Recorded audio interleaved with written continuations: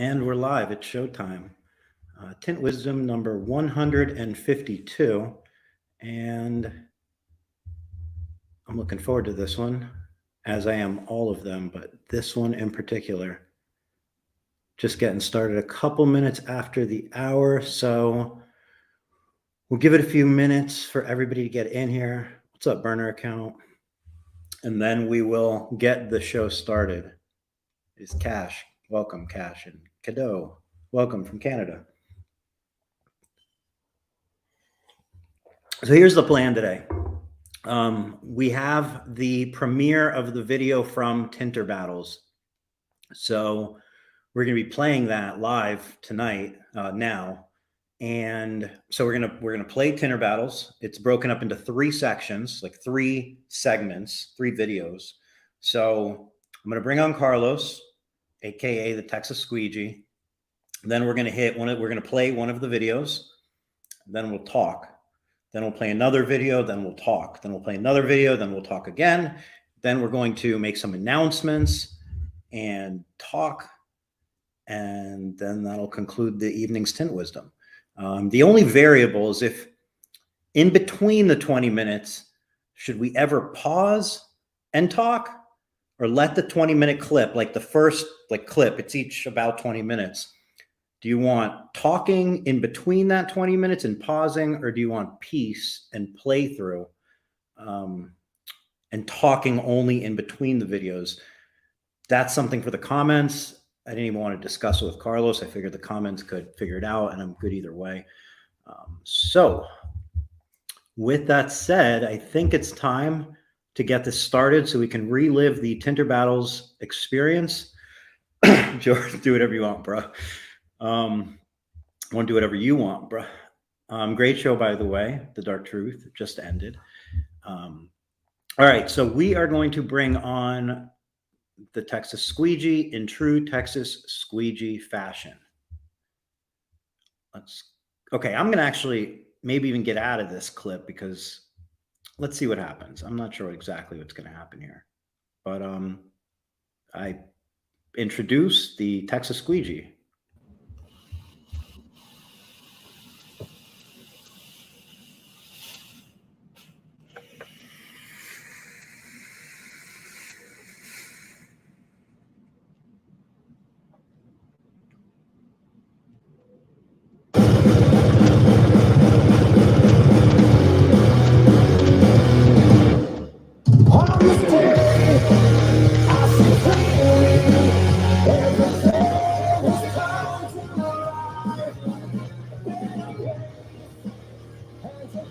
It's the Texas Squeegee here live in Houston, Texas for Tinter Battles Season 3, Episode 1, 2, 3, 5, 10, February the 22nd. And Eric Vash, remind the Texas Squeegee's ears what podcast number we are on. 152. 152. Now, allow me to bring my Zen as we are about to start watching. See, we have the Zen from the Tinter Battles Zen Room, brought to you by Tint Wiz and Autobahn. No limits. Now, we have it on the show. You remember going back to Tint Wizdom number 44? 44, I do remember that. I was outside of my purple room for that one. I was off-site, not on location, and I remember it very clearly, actually. Oh, yeah. That was the first time I'd ever tint introduced anybody in the industry. What was it? It was the, we were talking, and then it was introducing, speaking out of the left corner, a window film professional holding a professional record. I think you were at the time 12 years or something. Sounds right. About 12 years in the industry. Talking out of Palm Springs, California. At the time, I remember I called you the Wisdom Tree. That never made a return. The Wisdom Tree? No, it did not. Anyways, how is everybody? How are you? How is the world? Is everybody tintified? Is anybody having Tinter Battles withdrawals?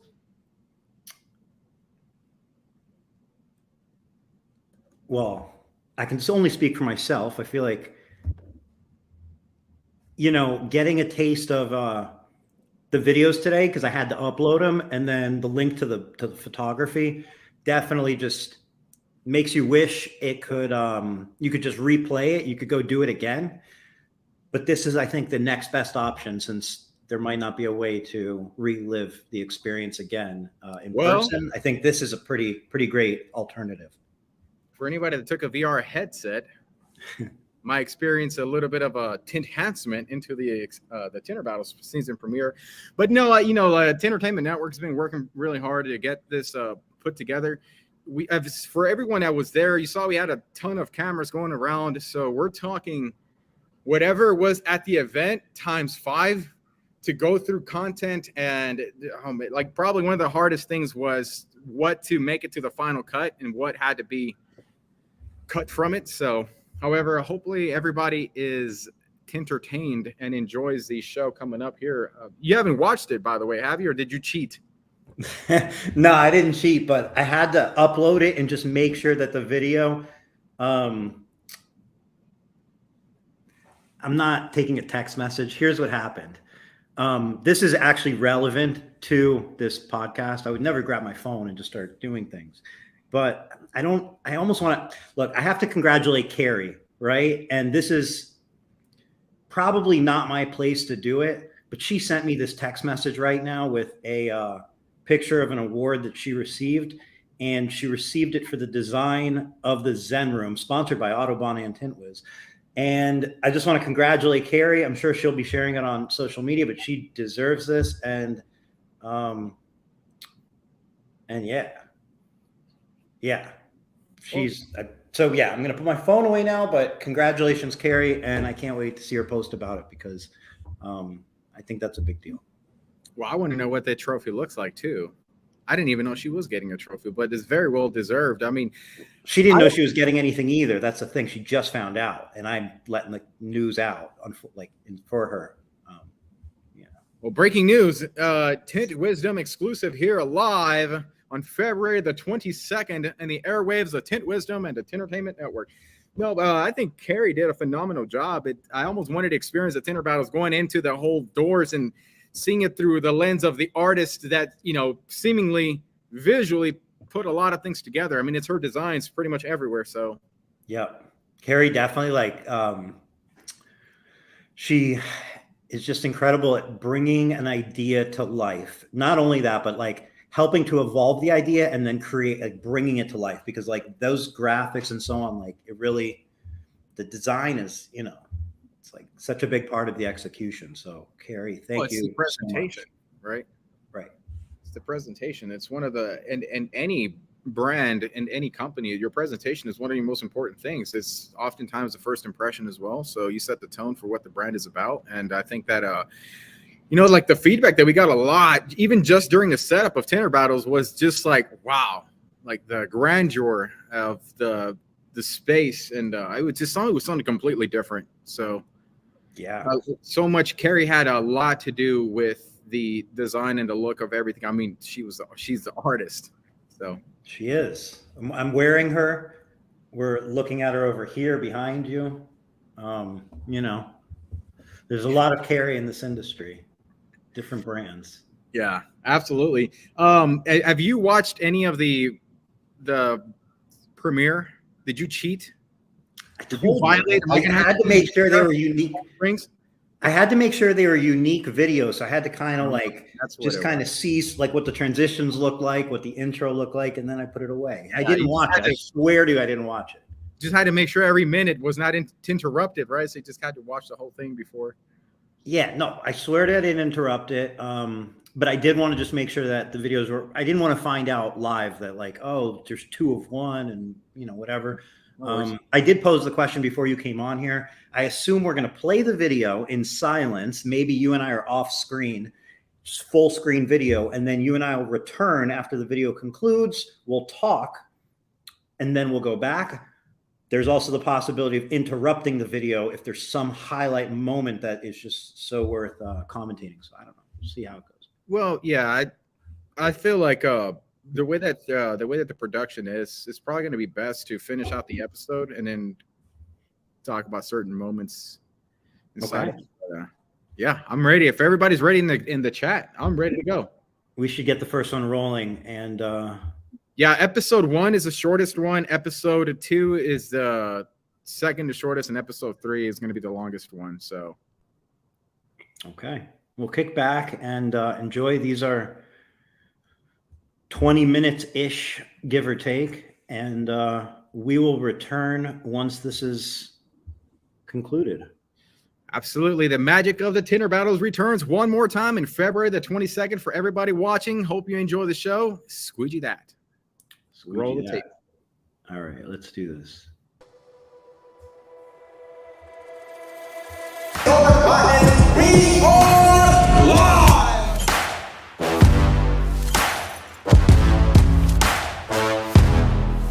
Oh, they really did let you out.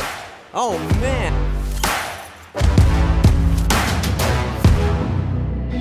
Dándole gracias a Dios, pues primero, para después saludar al mundo entero. Gente, los quiero, ustedes saben quién más. ¿Quién más? Este es el Maggi, el del flow verdadero.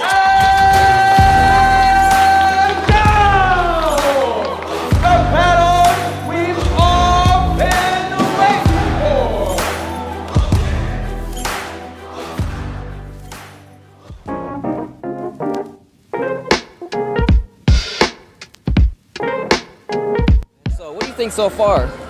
Oh my God, it's great, awesome. I didn't know we were gonna have a dinner and a show.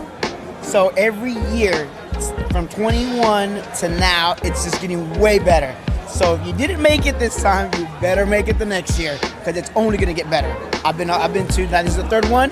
I'm showing proof, it's getting way better. A lot of entertaining now, a lot.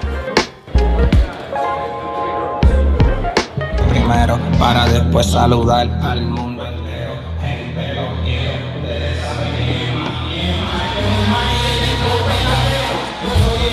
Lo que sí se puede. Oye, mi niña, todos reunidos para que sepan los míos, sobrinos y están todos unidos. Chicos, también jodidos. Si no creen testigos, pero que este año se la llevan los latinos. ¿Quiénes están mis latinos?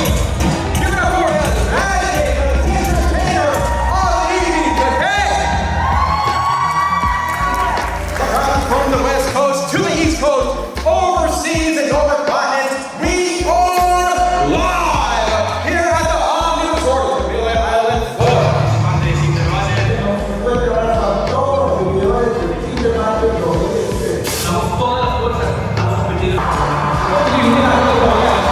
last picking, the most chanted figure, the Texas Squeegee, aka your guide to the Tint. Seriously, why isn't this information more talked about? Maybe it's because up until now, it's been sounding like this. First traces of window film dates back to when I was 13, which puts it precisely at 3000 BC. Entertainment education needs who's that? Really? Really old man from the Tinter franchise? Let him on. It's really old man. The original window film historian dropping us here at Tinter Battles. Give it up for Riley, old guy. Oh, really old man. What brings you out here today? You got some nerve having a tinture contest and not including me, cause you know I would definitely win. I've been waiting my whole life to showcase how much knowledge I got. Welcome to my session. Well, let's get some chairs here. Come on, let's get a little tinter trivia going on right now. Let's get some chairs up on stage. Many window tinters utilize two methods of installing window film: two-staging versus bottom loading. Which of the two is the better method? I don't think any of them are quite good, to be honest, because there's more than two ways to tinter glass, and there's more than two steps. So if you do stage it, well, you just slap it on and just leave it on there, wait for the sun. I mean, that don't make no sense. And then, well, bottom loading, I don't know how you can tint a piece of glass if it's rolled all the way to the bottom. So that there still even Two-staging is it's a new technique that was invented since Mesopotamia. It's just when you do the top stage first and then the bottom stage, two-stage. And the bottom one is a little bit different. So out of the two, which one's better? Well, my grandson recently told me that he used power bottle, and I gotta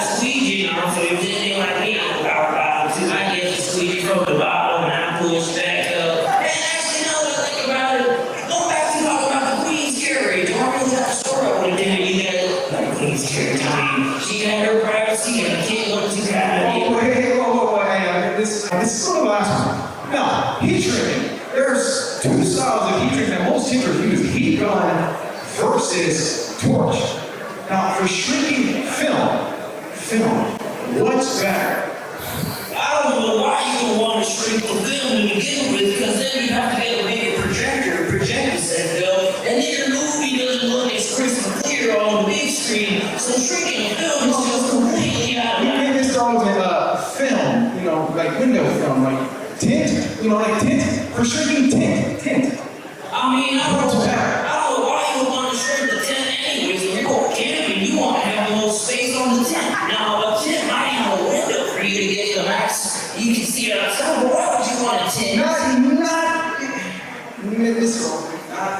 Not tent. This isn't autocorrect. This is T-I-N-T. You know, like, it's called shrink, okay? I'm trying to test your trick. In fact, you're really testing my patience here. Shrinking, okay? It says shrink. You know what, Mr. Oldman? I have had it with you. Mister, I am sick and tired of you.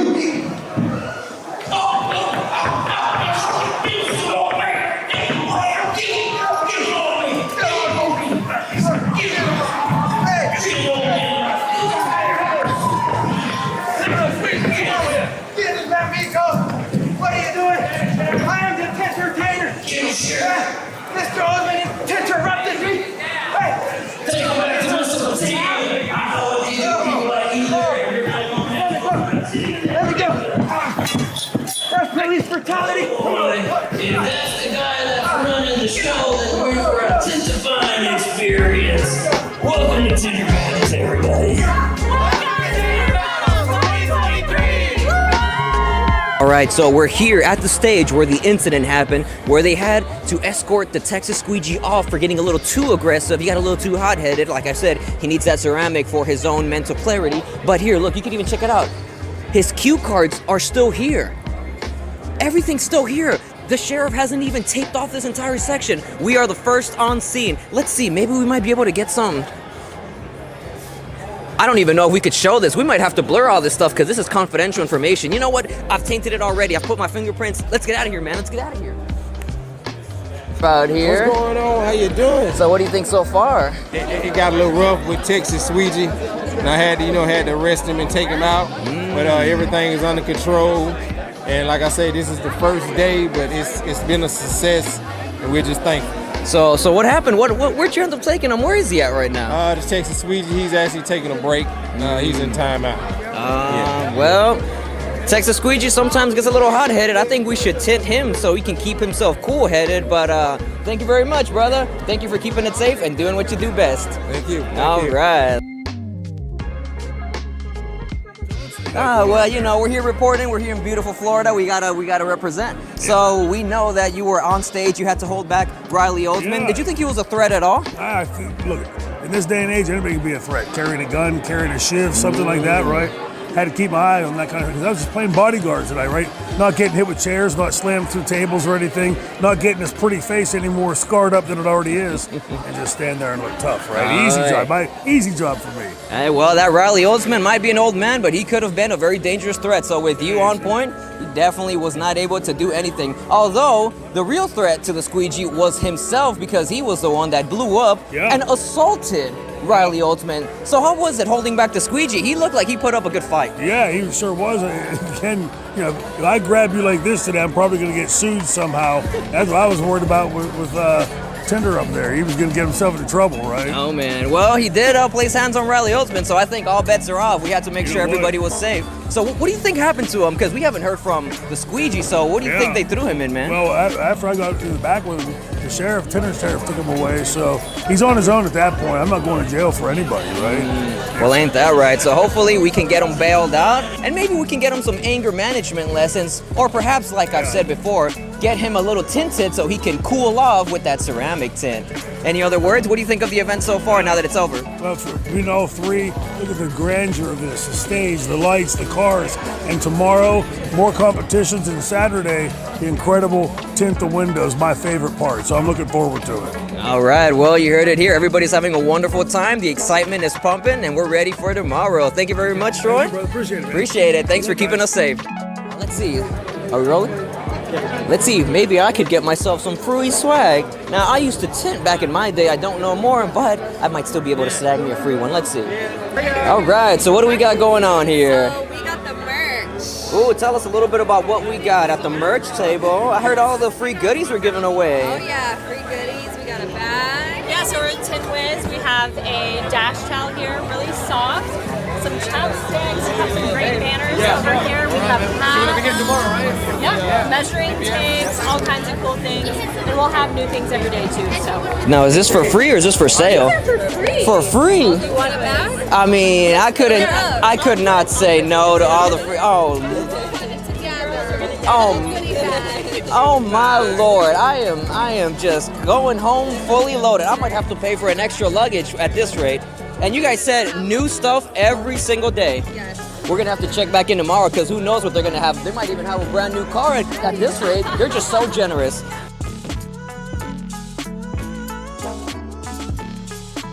Sir Pete Espinoza, he is gonna be competing in which? The heat shrink tournament or heat shrink contest and the gap challenge. Ooh, do you have anything that you're looking out for? You think you got what it takes to win it? So that's going to be really fun, like competing against the best. I mean, that's what I see around here. What do you think about the food? The food's really good. That's why I'm going back for seconds.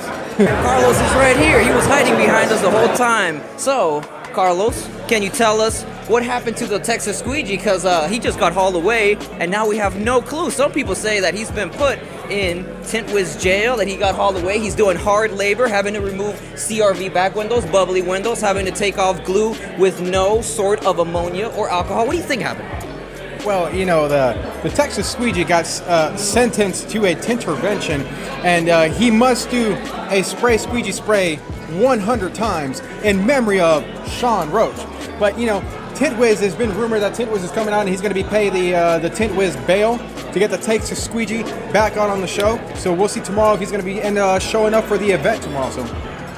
Well, you heard it here. We got some inside scoop. We didn't know that Tint Wiz was gonna bail him out. We didn't know about the spray squeegee. It's a whole lot of things going on. But you heard it here. Hashtag free the Texas Squeegee. We'll catch up tomorrow. Maybe he'll be back. Maybe he won't. But stay tuned and we'll let you know.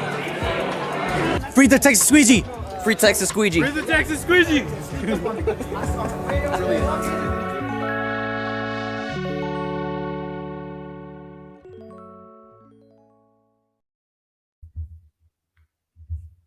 And we are back. And we are back. So that was day one. So night number one. What was the thing that stood out to you the most? Alfredo. Well, the reporting squeegee. You know, it's funny about having a standing reporting squeegee. Some people took offense to the fact that it wasn't the Texas Squeegee playing that role. But hey, you know what? Sometimes you have changing parts, and that role needed to be filled. And of course, not a lot of people knew who he was prior to this event. Yeah. What did you like about the reporting squeegee? He just, I don't know. I was just laughing watching like his commentary. Was like a great element. It was a great addition in person, and then watching it back on video, obviously, like you don't in person, you only see him so much, obviously, because like there's a lot going on. So kind of seeing the time he took with everybody, and like, you know, like Shane Douglas, I really enjoyed his presence there and his contributions to the event. So yeah, seeing that back, you know.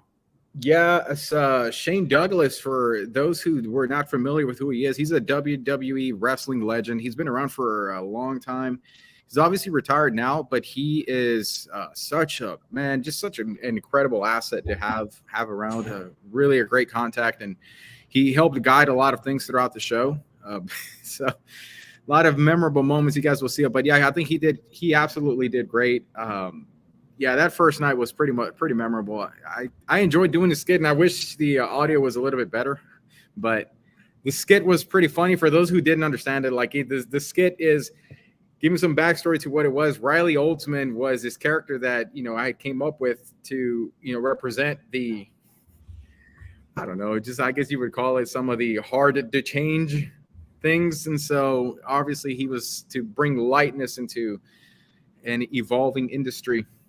So he was a pleasure to work with, and like I enjoyed this script, and maybe like I think we should release it because I really personally really like the script. Yeah.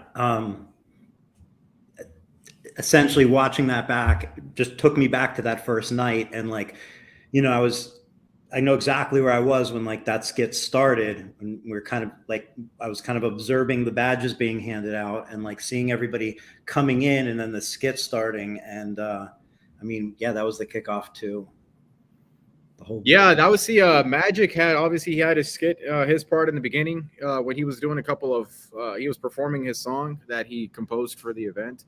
So he was good. I thought also that something that meant a lot to me, and I know to a lot of people that put this together, was the Tinternational message from the Latin American community. I mean, they like those guys took it upon themselves to make that collaboration and you know, create that video to wish everybody at Tinter Battles a hello and a good luck. So I think, and if you know, if anybody of them are watching de parte del Squeegee Tejano, muchas gracias del network de Tintertainment, y pues ojalá un día los conozco en persona. So Yep. And that was a small part of this first video. I imagine his second performance will be, because it was like he did the first performance and then he did the main performance the last night. So I'm sure we'll see more of that. But like that and that video, like him coming out and then that video from Tint for Life, like that, those are like I didn't know about, like I knew that he was going to perform, but like I obviously didn't know his performance at all. And I didn't know about that video. So like when those things were coming on, like that first evening and then throughout the event, like for me, that was very fulfilling because it's just like it comes on, it captured my attention, and I was just wowed by it, like just blown away. Yeah, you know, like I honestly I don't remember exactly when the idea started to come around, but you know, I saw him doing some type of something, and I thought that there was something there. And honestly, like when we came in, it was more of a kind of a leap of faith and a leap of trust in the artist of Magic. I've never seen him perform, but I spotted talent whenever I saw him. And as an artist, you know, when we came in, I got to hear his music before, maybe like it wasn't too long before the actual event itself. And when I listened to it, I thought, okay, this guy is actually pretty good. I liked his as an artist. I was starting to be a fan of his work, and then obviously coming to Tinter Battles, he just knew he was not only was he just a good artist, but a good performer as well. And oftentimes you'll find that there's a disconnect versus someone who's got, you know, a talent and an ability to be an artist versus a performer, and those are two different things. Seldom you'll find them under the same person, but Magic is one of those people that I felt like he's not only an artist but a great performer too. So that absolutely, was absolutely natural. You could see it on the video he released performing before Tinter Battles, but it was just like him by himself. But you could see he was very comfortable in front of the camera and what he was doing. But then like when he came out on stage, the energy that he brought was like undeniable. Like it just, you know, captured and held it, and you just wanted more. Yeah, well, to add to that, a lot of times too, like, you know, you can you can sometimes tell whether the person is going to be performing well on stage, because as a performer, when you're rehearsing, you have this imaginary audience, and whenever you can spot it on somebody else, like performing with the imaginary audience in their mind, you know, like once they get on stage, it's a real thing. So I think he did really awesome, and everybody did great. And you know, like there was one part that didn't make it into the show. That was when the Texas Squeegee got arrested for assaulting Riley Oldsman. Meanie Becker, which for those who don't know, it's Jared Becker's son and Cody Becker's brother. Meanie Becker was there, and he was in tears over the Texas Squeegee getting arrested. So, you know, we negotiated a bail with Sheriff Tintright on behalf of the Tint Wizdom County Jail, and so the Texas Squeegee was released for the sake and the integrity of Tinter Battles. You ready to move on to day two? I'm ready. Let's do it. All right. This is it day two? Is it broken up into days? Yep. I didn't watch it. This is day 2, episode 2, where this is a day with all the challenges. Day 2, episode 2. Let's do it. Squeegee that. Squeegee that.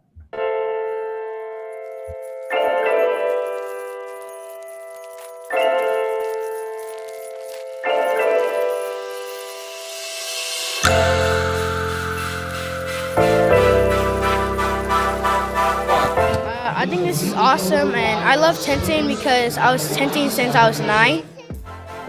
And it's really nice to be at the Tinter Battles 2023 because I was at Tinter Battles 2022. But this one's way better. It's cool. I get to see the different competitors from all around the world. I just think it's awesome.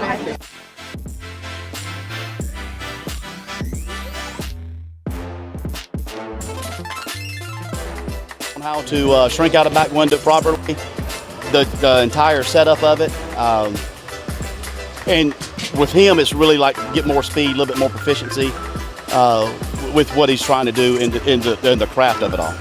All right, on. So what's for a beginner, what are some of the just basic fundamentals you would, instill on them so they can get a good grasp of how to shrink? Repetition. It's like learning another language. As he's working this film, he's watching what that film is doing, feeling what the film is doing. It's like a blind person reading Braille. You're using your hands to literally feel the film, pay attention to every aspect that's going on there, where you can truly read and tell what the film is doing because it's talking to you. I mean, not audibly, of course, but the film is talking to you and it's telling you the direction it wants to go and how it's supposed to shrink.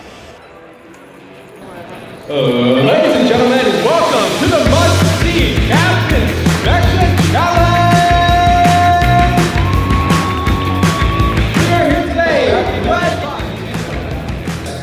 I just want to announce keep on doing that.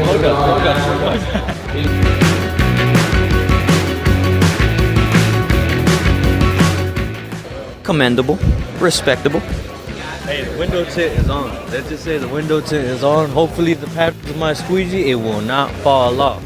You got what lifetime warranty, so come back. That was P right there. He seems confident in his work. So let's see what the judges have to say. Let's keep going and check it out.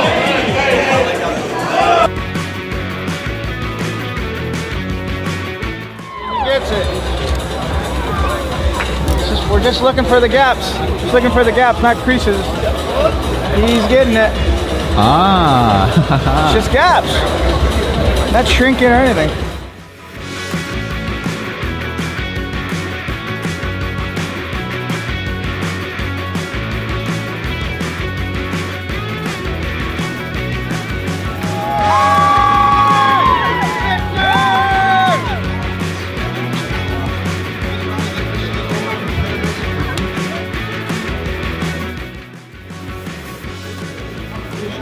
After the film trainer, standing over the front of the tonsil, looking at some competitors, Sheriff Tint Wizdom.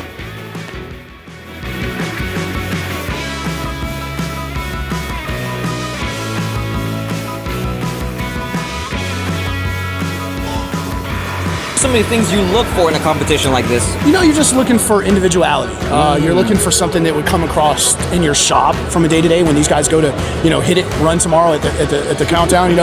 It's individuality. It's what they would deal with on a day-to-day basis. It's like it needs to simulate what you go through on a day-to-day in your own operation. So we want it to be stressful. There's nothing that's ever perfect in our life. Every day we battle adversity and things that just come at us 100 miles an hour. We need to learn how to work through that, and that'll happen. He seems like he knows exactly what we look for and the best tinter available, the skill sets required. So thank you very much for your time, and we look forward to seeing you judge. Tinter Battles 2023.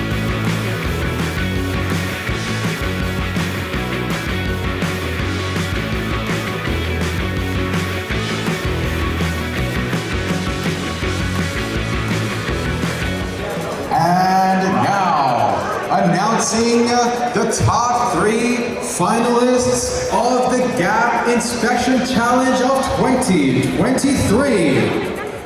In 3rd place, Randy Humphreys. We have to fill out the finals. Randy Humphreys, you are an official finalist. Randy Humphreys is first confirmed person and team entering the Tinter Battles World Championship competitions. Now, moving on to 2nd place of the Gap Inspection Challenge, Brian Cohen. Confirmed team for the Tinter Battles World Championship title. Second place of the Gap Inspection Challenge. Final winner of the Gap Inspection Challenge in first place, Elliot.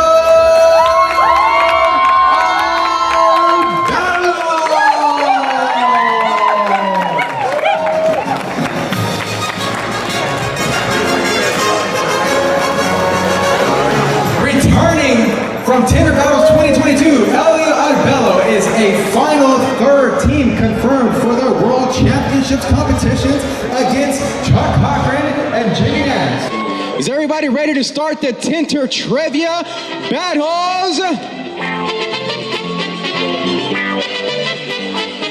All right, we need one person from this team. Starting from which end? Yeah.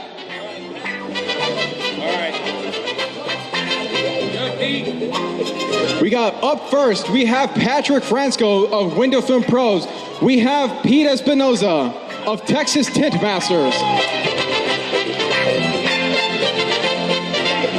All right, first question. In April of 2013, a patent was issued for crystalline infrared reflective films. Which manufacturer was it issued to? Window Film Pros, final answer. Matico, correct. Window Film Pros, 1 point. Next competitor. Next one up on the table. Next one up on the table. Resetting the buzzers. We have Robert of Next Level on Team Tintertainment. Versus. We can help each other out. Marco, the film trainer of Team Window Film Pros. Second question. Many states have laws enforcing window film VLT restrictions. What does VLT stand for? We have Team Window Film Pros. Final answer. Visible light transmission. Visible light transmission. Correct. 1 point. For questions, we have Jeff Phillips. We have Cadence on Team Tintertainment. Final question. Tint shops have been becoming more efficient through the use of CRM systems. What does CRM stand for? Team Window Film Pros. Customer retention management? Which one? What do you mean, which one? What's your final answer? Customer retention management? Incorrect. Team Tintertainment, what is your final answer? Customer record management. Customer record management. Customer record management, close, but not exactly quite right. Close. Window Film Pros as a team. Customer relationship management. Customer resource management. You said relationships. They said customer relationships management, correct. For Team Window Film Pros, 1 point. It is customer relationships management. All right. So this concludes the finals of round number 1, declaring the winner, Team Window Film Pros. Moving on to the Tinter Trivia Finals competition. Weapon of the Window Tinters United, Billy.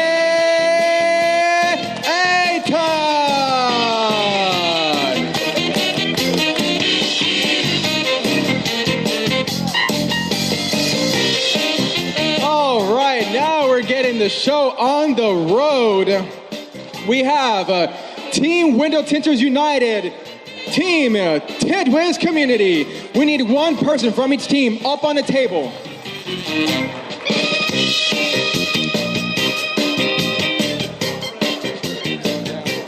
And beginning with round number 2. First question. Low E windows have certain restrictions that determine what type of film can be installed on it. What does low E stand for? Team Window Tinters United. Low energy. Incorrect. Team Tint Wiz. Low emissivity? Low emissivity. Correct. 1 point for Team Tint Wiz. Next competitor on the tables.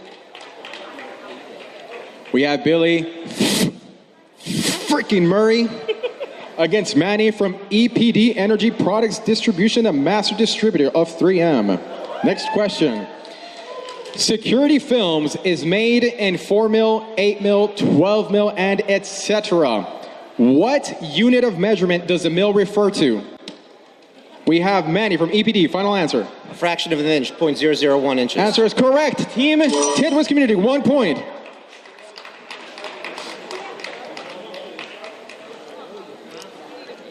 We have Billy Ayton of Window Tinters United against Jody Knight of Team Tint Wiz. Next question.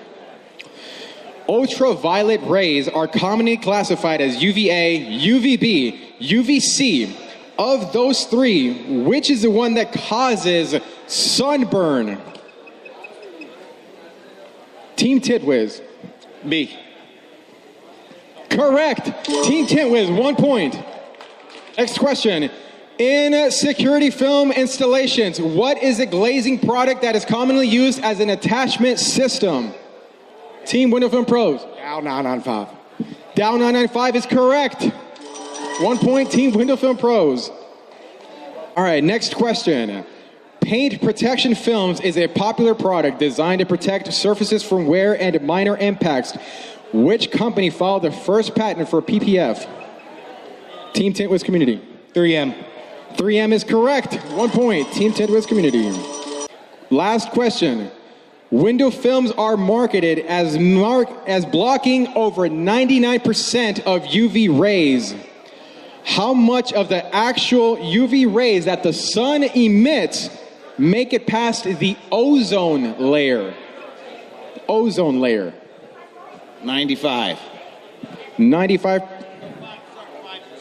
5% is incorrect. He guessed 5. Team Tint Wiz Community. No, he said 5, so say 1. 1. 1% is correct. According to science.nasa.gov, declaring the winner of the Tinter Trivia, Tint Wiz Community. What's your name? Randy Humphreys. Randy, and what team were you in? Team Malpractice, me and Dave Dillinger. Ooh, and how did it go for you today? Third in the gap challenge, and we won in the trivia. What did you think about all the questions? Fair? A little too easy? A little too hard? Just the hard ones. They wanted to make sure that you guys really proved yourselves. It seemed that way, and I think you guys did a really good job. Thank you. Anything else you're looking excited for today on the first day? Do a heat street challenge, watch Eagle do his thing, and just have fun, hang out, and just talk to everybody. All right. Well, congratulations once again. Thank you. My full name is Samuel Tranquilino, and I'm competing in the heat shrink battle, and I competing for TTM, Texas Tint Masters. Do you have any secret weapons or anything under your belt that you're gonna pull out? You don't have to tell us, but you can give us a little hint or something like that. Just speed, being young. These old timers are their shoulders hurt, you know what I'm saying? So they can't move as fast.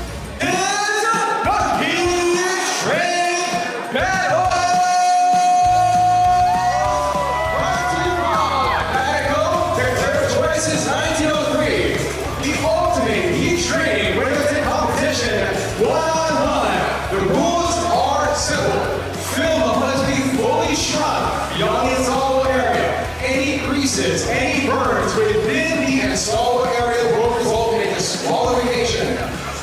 Now, there are 50 competitors total. They are divided into 5 groups. We are running this as an elimination series.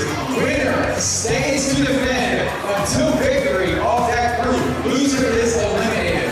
We are taking 5 finalists from 5 groups. Each group will have 1 finalist at the end. We're having the final 5 rounds, one-on-one. Final 2 competitors remaining will take the best 2 out of 3. Goes Fernando with that super stretch. Wow. And just like that, Chuck Cochran. And we want to share the winners of this mini. We cut off his film and throw it on the back. Samuel Lowell. 2, let's shrink. Okay, we're rolling it up. Representing Team Canada, Tinter National competitor here at the Heat Shrink Battle. Let's see what. Inspecting the window, declaring the winner.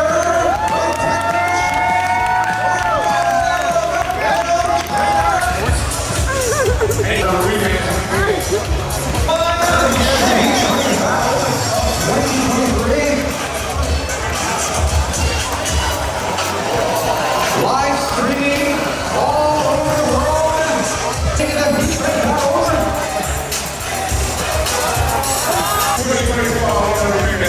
Here training off on the edges. Welcome to those. That goes to his representative taking on that 10 row. Luis Rodriguez. Team Old School.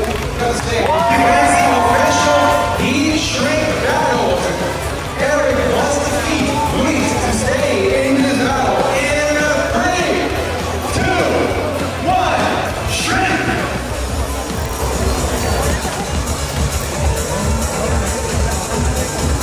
The Heat Shrink Battle is brought to you by Attic Choice since 1903.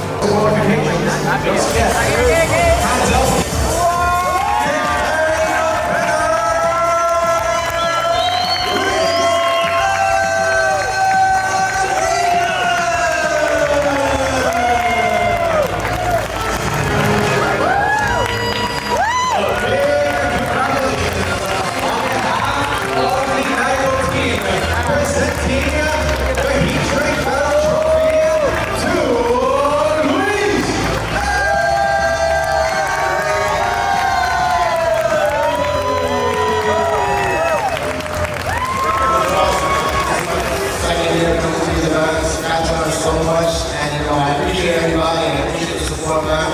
Anybody that's been here for the first time, keep on coming. You're gonna learn so many things, and you've never seen before. You're gonna find out little techniques. Like I have no problem showing people my techniques, man. And I hope you take it to your house and just, enjoy it.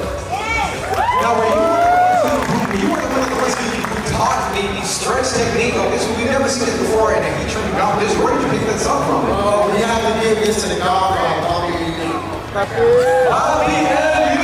Right, and here's our champion. So tell us a little bit about it. Did you anticipate that you would make it this far? No, I didn't. I was actually just like having fun, practicing, and then I was showing these guys out the technique, how you could do it faster.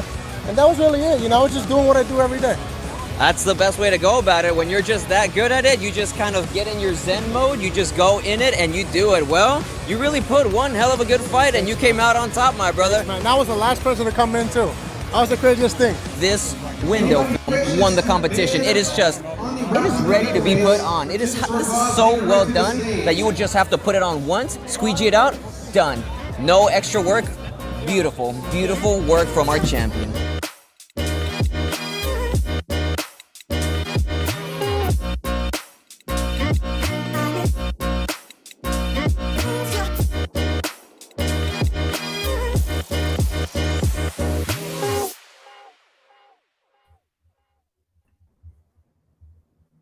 I'm going to leave it up real quick, and I just want to go to a clip.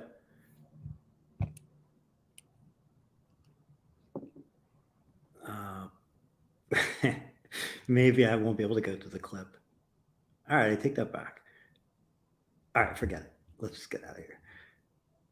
There was a clip where it showed like the whole room. And yeah, wait till the next one. That's going to be on the next, but yeah, so going back, the gap inspection challenge. Now, obviously surrounded by Sheriff Tint, right? The enforcer of the gaps. And, Sheriff was also one of the judges, one of two judges. Film trainer was the other one. But yeah, we saw in the beginning right there was Micah Cazorla, obviously the film trainer's son, been tinting since 9. He was really, really happy about everything. Like the thing about him is he's one that I'm very excited to see, 5 years down the road, we can look back at the content and see Micah at a much, much younger age, being a part of, being really so deeply involved and embedded into the industry at such a young age. So what stood out to you about day number 2? So January 6th.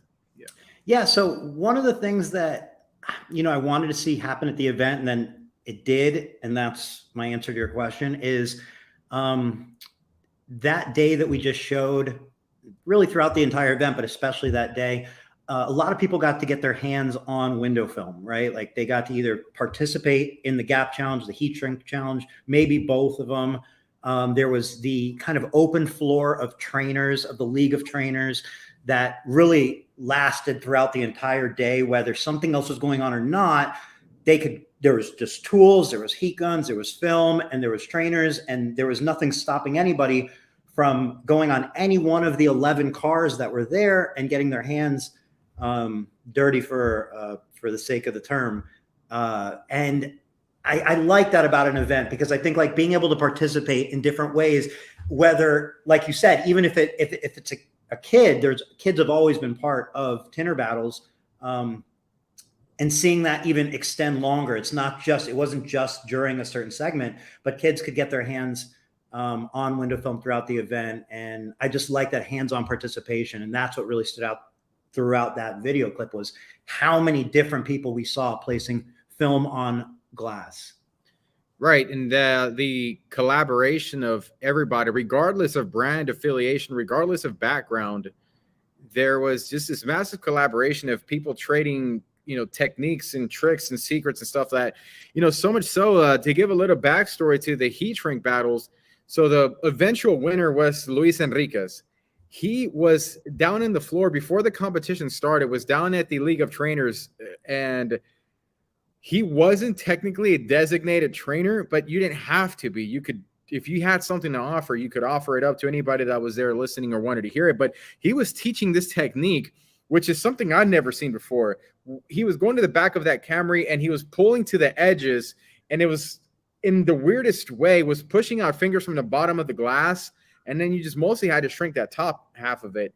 And he taught it to Fernando. Fernando achieved a lot of great success. I believe it was in wave number 1, which is a wave of competitors for the first, batch of heat shrink battle competitors. And so he was successful. He won that entire wave with that technique. And then obviously, Luis Enriquez came in after he won the entire thing.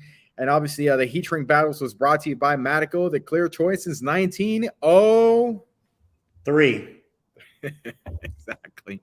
I mean, man, history wasn't my forte in school, but you could ask me, any year of just about anything, I wouldn't know the answer, but I know Matico since 1903. That is ingrained in my brain. Yeah, that was so starting with the gap inspection challenge, that was pretty fun. I like that. I think it was cool that there was people that could compete over and over until they get a better score. So that was a pretty cool concept. I really enjoyed it. That was the first one of that day. At the same time, you had the League of Trainers happening down at the battle arena and the floor. So, LU ended up taking the first place, and he had the tightest gaps for that one. We had the Tinter Trivia, which is obviously a new concept for our industry. And I'd say it was a lot of fun. It definitely was a lot of fun. And, I think it's kind of funny. You obviously had the winning strategy at the end of it, but I think that I really, really, really got to enjoy seeing people that are not necessarily, I don't mean this condescendingly, but they're not necessarily spotlight people. They're like not people that you see on stage creating noise and drawing attention to themselves, but still have a value to the industry. And I felt like this one was a really, really great way to showcase people that are not necessarily the clout chasers, but they have an obvious contribution, and they're an obvious asset to our industry. And I really, really enjoyed getting to see them spotlighted and highlighted. And I just wanted to, I personally want to thank everyone who was a part of the Tinter Trivia, like all the team captains and everything. And it was so great to see Patrick France go in there as well. So, yeah, I don't know. What do you think? Your team won. Well, so, I mean, okay, first of all, watching it obviously was really fucking exciting for me. I just, kind of doing this, that, the other. And then I just, all of a sudden I'm like, oh, Tinter Trivia started. And I just planted myself in the back of the room Yeah. where hopefully nobody could hear me screaming. And I mean, it was obviously like just a good time watching Billy Ayton coming out, and like everybody's participation, all the teams, super appreciative, obviously, like to everybody on every team, obviously, especially those who jumped on Team Tint Wiz, which, you know, came together through, hey, who do you think would be good? Who would you want to see on your team? Who wants to be on it? And within like the last day, basically, the team came together. I believe the night before the final team members came together on that team. So yeah, and Billy Ayton had a very significant moment in the show whenever he came out dressed up the way that he was, as a historian of sorts. So I'm glad that Billy got to enjoy himself through it, and him and I had a very meaningful conversation at some time in the event. But you know, I just got seeing other people's smiles and learning and having a great time. It was just perfect. So, and then obviously you have the heat shrink battles. The heat shrink battles was similar to how it was last year, slightly a little bit of a tweak. We had more competitors than we anticipated wanting to compete. There was a lot more interest and that we could have possibly get. However, this will be addressed and fixed for next year. But overall, the competition I felt like was a lot harder this year. If I had to compete, man, I'd be a little bit more nervous going into this one. And Marco Cazorla, the previous heat shrink battle winner, came close. He was one of the finalists, didn't take it. And obviously we had Marco, the film trainer Cazorla, battling against Montana, the tint craftsman, at the heat shrink battles. Now, recapping 2022, Marco defeated Montana and won the entire heat shrink battle competition.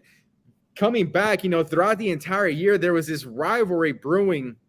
And although they didn't get drawn to compete against each other, they both agreed to put on a show for the fans and the audience. And they had a battle. And it turns out that on the second, it was a tie. It was a draw. Neither one of them won, obviously setting up the trilogy. Marco, the film trainer, versus Montana, the tint craftsman, coming to Tinter Battles 2024 to finally put the final win or loss in the trilogy of the film trainer and the Montana the tint craftsman. But congratulations to Luis Enriquez for winning the overall heat shrink battle competition. And then going on to have a video that gets over 4 million views. That's the thing. See, this is I'm so glad that he did what he did to post it up there, because he's gained over 30,000 followers. He's picked up millions of views for posting the heat shrink battle of his video and he posted it, and he just started going viral on Instagram. And some of the word on the street was that he's been able to get end consumer business.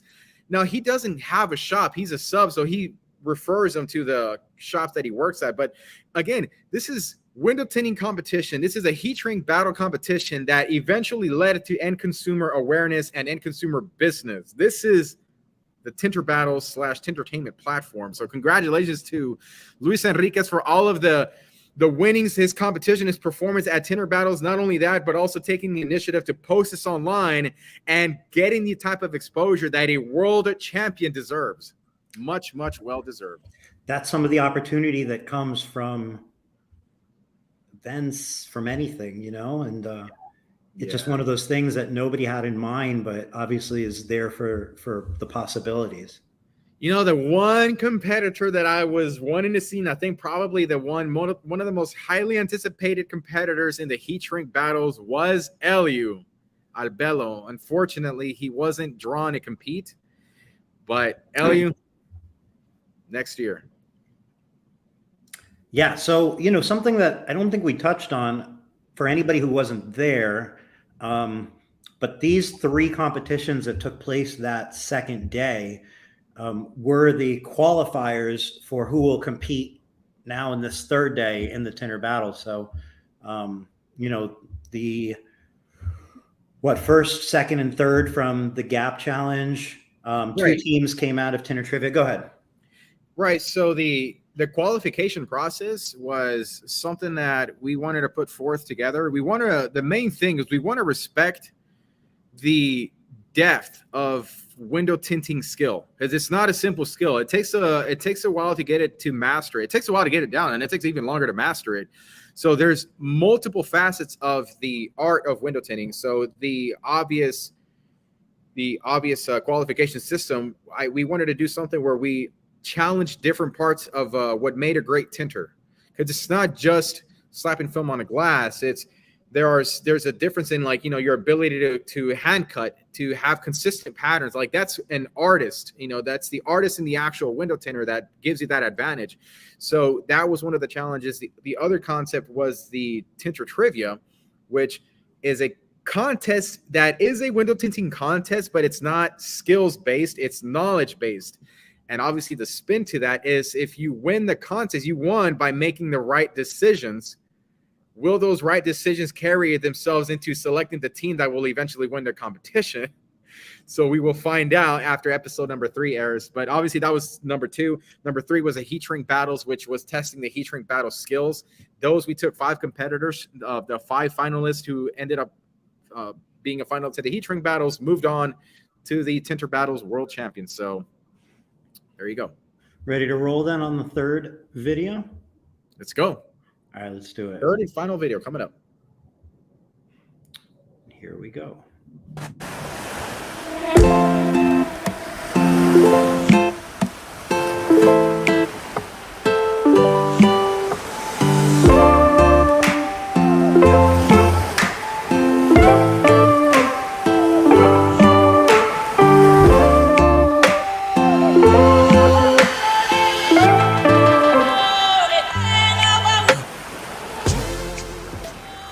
Oh, sorry about that. I didn't see you there. I just feel so good and so relaxed.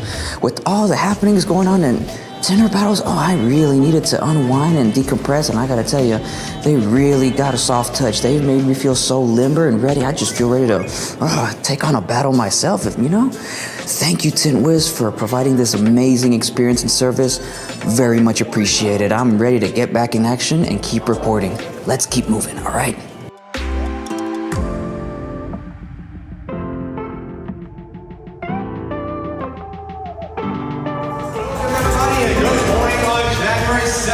Day number 3 of the Tinter Battles, presenting in collaboration with Autocom Mastery and Energy Products Distributions. This is Seminar!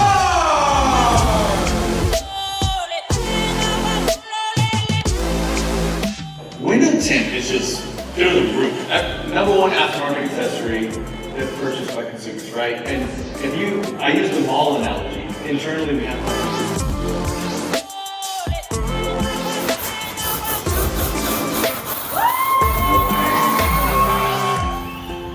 have fun. The other thing I wanted to say real quick was chase value, not views. So many people get stuck in chasing the views and chasing. It is lunchtime here at Tinter Battles 2023, and not only do we have some delicious food, but we also have some wonderful entertainment provided. Music to my ears. What a beautiful, beautiful performance. And I am here with Jody Knight with KDX Films. So tell us, what do you think about the event so far? The event has absolutely been spectacular. I have attended multiple events throughout the entire industry, from the Window Film Conference in 10 off. I've actually judged that show for like 10 years.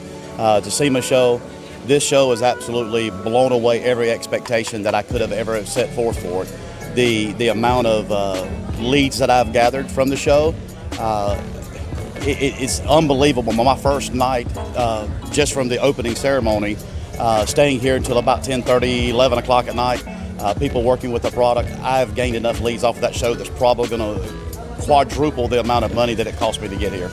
And the leads that I've gathered over the last 2 days, we'll probably bring back $50,000 to $75,000 in revenue off of this show alone. It's just, I'm literally talking and having chill bumps how well it's been put together. The staff that's been here, it blew away every expectation that could have ever been put on it. If somebody is not here, they are missing out on huge opportunity. Will not ever miss another Tinter Battles. If I have to cancel SEMA to be here, I would cancel SEMA show to be here, if that tells you anything. Well, you heard it here. Viewers at home, if you have any doubts of coming to Tinter Battles, you heard it from the man himself. Don't miss out. Don't delay. We'll see you in 2024. Thank you very much. And that's Jody. the final verdict. That's the final verdict. I like that.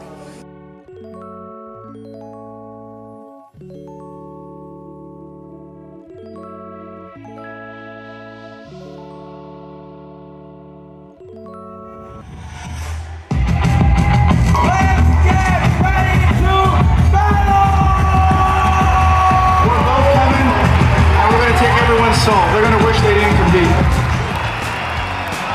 Cello and Porto, the team of Fernando Sands and his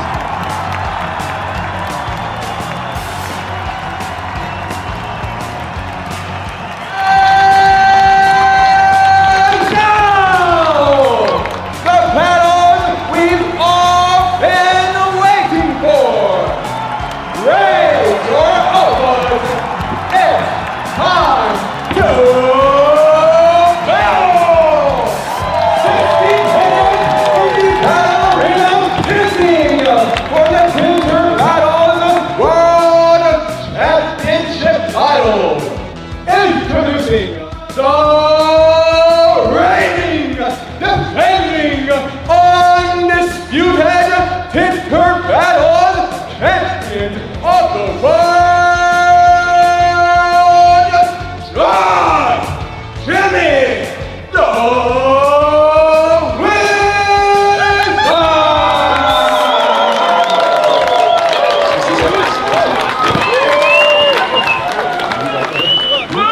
Are you ready?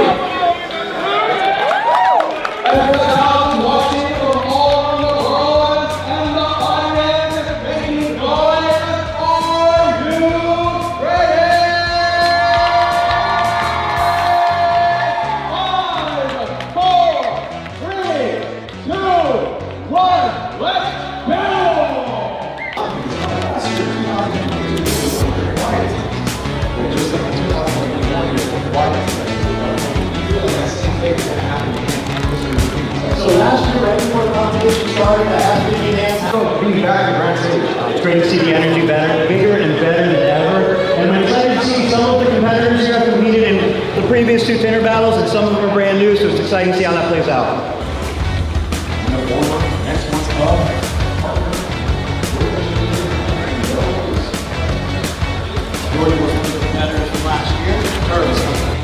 All right, so we're here at the finale of the Tinter Battles. We're on the floor, and we're going to give you the inside scoop, right, real, and deal in front of everybody. So let's go, and let's see exactly what's going on and get the inside view. There's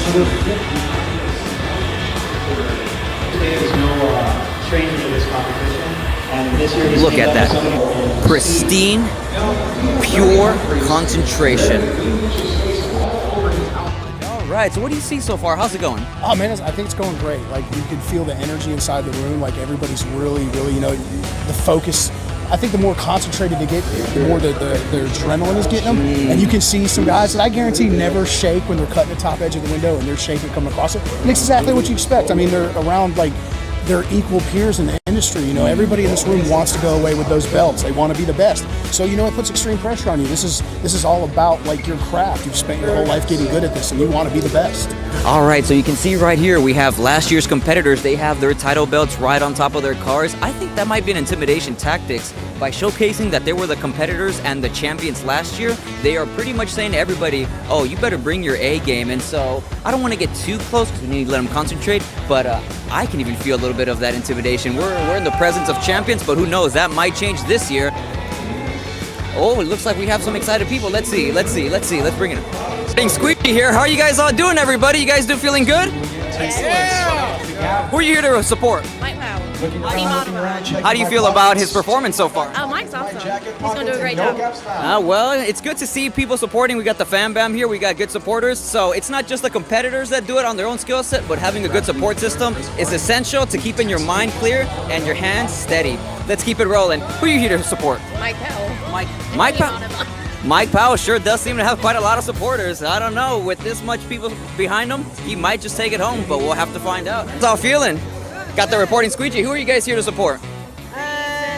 Team Old School. Team Old School? All right here. with more than passengers present. Good luck. Here we are with Tinter Battles. This is the second time commentating, my third time at Tinter Battles, and I'm just excited to be here commentating this. Seeing the crowd, seeing the energy, something else. We got the main man himself. So how does it feel to be here? I know this takes a lot of planning, a lot of prepping, a lot of stress. So now that we're here in the middle of it all, what's going through your mind right now? That it was worth every single second that was put into it. What an amazing team effort, and this is what can happen when companies and tinters and everybody works together. Well, on behalf of myself and on behalf of everybody here, we want to thank you and Tint Wiz, because not only have you provided a bunch of free swag, you've provided so many services, the Zen Room, the VR, the massages, and you've also provided just so many opportunities for people to come, learn, enjoy, and network. So thank you very much for all your work, and we're going to leave you to it because we know you're a busy man, all right? Thank you, Recording Squeegee. I appreciate you. All right, let's go.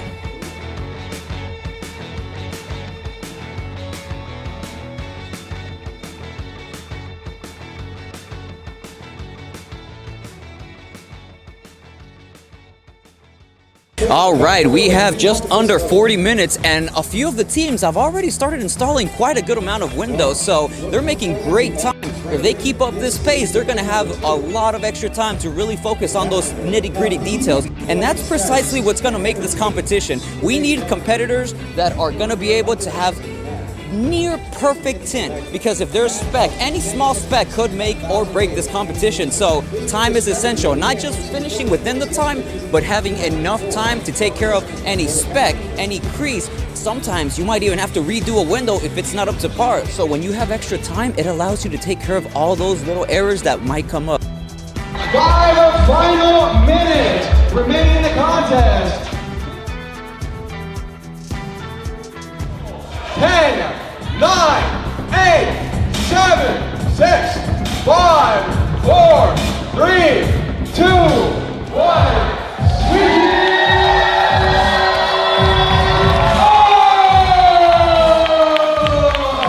Stop your vehicle. This contest is officially over. The competitors leave on their area. Move away from the vehicles. Exit. That's what you not do. Don't do. Right, the competition just ended, and it was a fierce competition, I'll tell you that much. We have the judges right behind me. They're starting to do their thing, taking care of business, looking at all the little imperfections, because as we know, the champion will be the one that has paid attention to the details. So let me show you exactly how they're coordinating this. So anytime they find an imperfection, they will mark the glass. That way they can keep track of all the imperfections that were found. They can tally up everything they've seen, and it's a good way to keep order. And so in case there's any discrepancies, anybody that calls foul, hey, I didn't have this, I didn't have that, they have exact evidence and they can pinpoint to these sort of imperfections that were able to be spotted.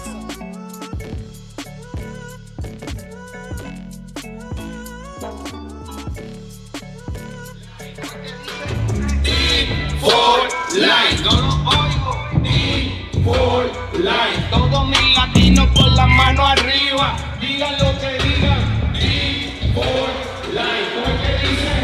D for life, no lo oigo. D for life, todos mis latinos con la mano arriba.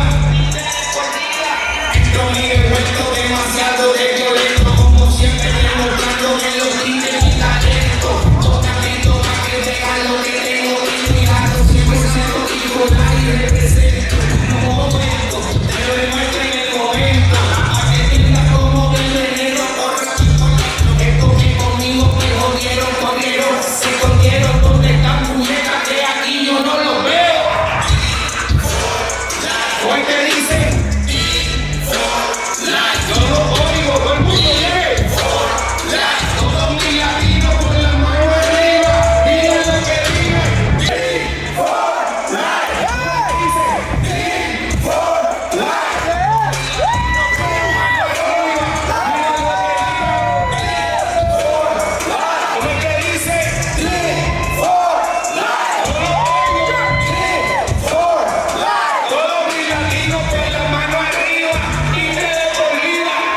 First contest that we had on January 6th at 9 a.m. was the Gap Inspection Challenge. Third place, Randy Humphrey.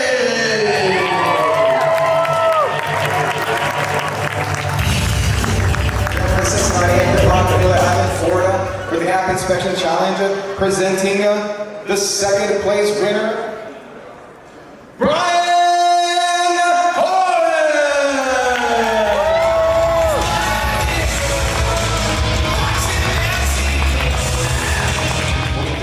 live in Amelia Island, Florida, here for Tinter Battles 2023.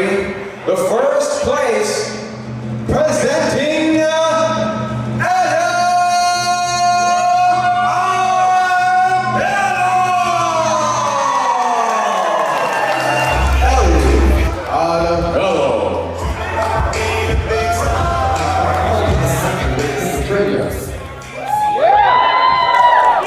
you guys learned a couple of things out there?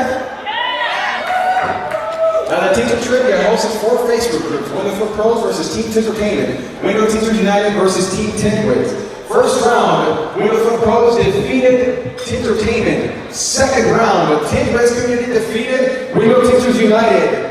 And it came to the finals round. Window Tinters United versus Window Pros. It was a very tight call. It was a battle of the brains between the most intelligent members in this industry today. However, only one of them came out on top. Declaring the winner, Tint Wizdom Community!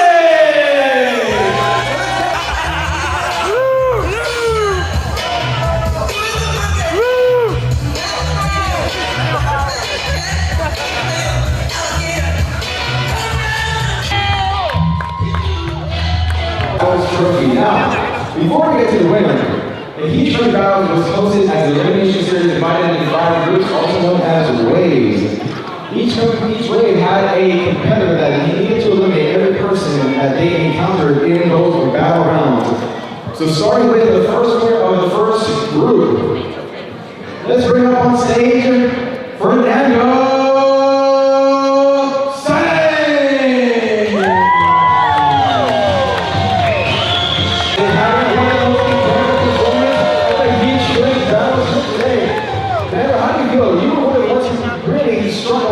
Surprised when you were stretching into that corner.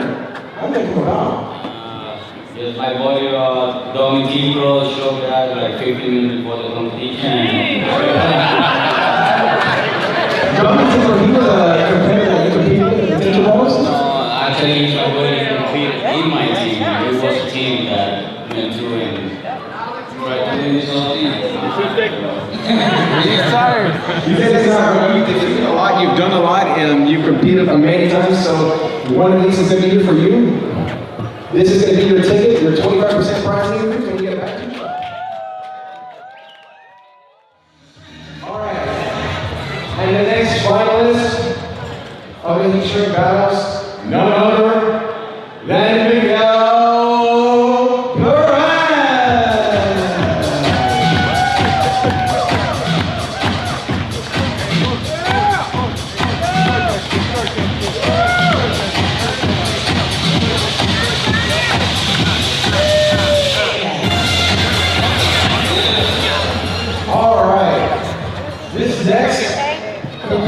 Put on the show for us, decided to do an encore against the Sheriff Tinkwright. At the same time, continuing to battle further contestants.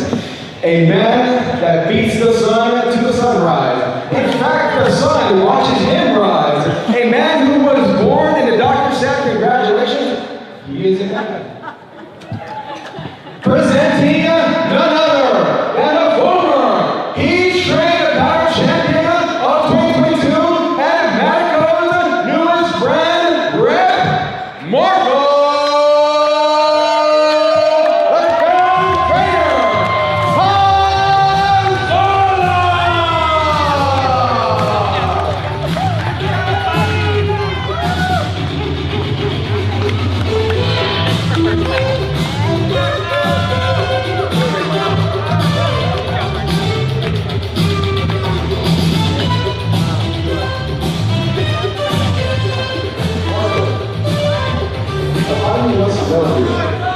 You won last year at the Tinter Battles of 2022. How was the competition this year? The competition was a lot better. Lewis really helped everyone. He literally showed everyone how to do that, like I was calling the super stretch method. He showed everyone 15 minutes before, and that was super smart of him to do. I've never seen anything like that. All right, now the next finalist of the Heat Shrink Battles. None other than Eric Moore!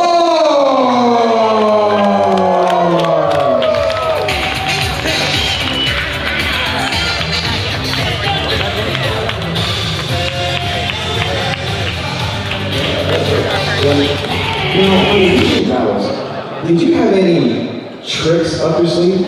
Just that little Wagner. What a Wagner? Yes. So what's going on with that? Those workhorse Wagners? It seems like last year in Heat Shrink Battles 2022, Julian Guzman went 5 in the undefeated streak against Scorching and against Saunders with that one little Wagner heater. What is the trick? Work fast. You know how to work it. Hey, one of our trick and the secret trick is work fast with Wagner. Trade secrets. Trade secrets. All right, now these competitors were fighting back and forth, and it was a tough battle between Eric Moore and the next competitor. It was the best 2 out of 3. They eliminated many competitors along the way. And now, presenting the champion of the Heat Shrink Battle of 2023, Luis!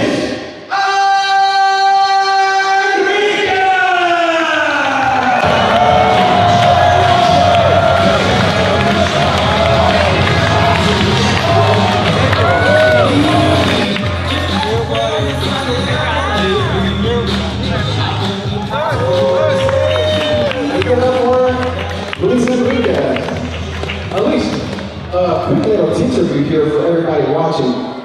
What was the key that got you the championship here at the Heat Shrink Battles?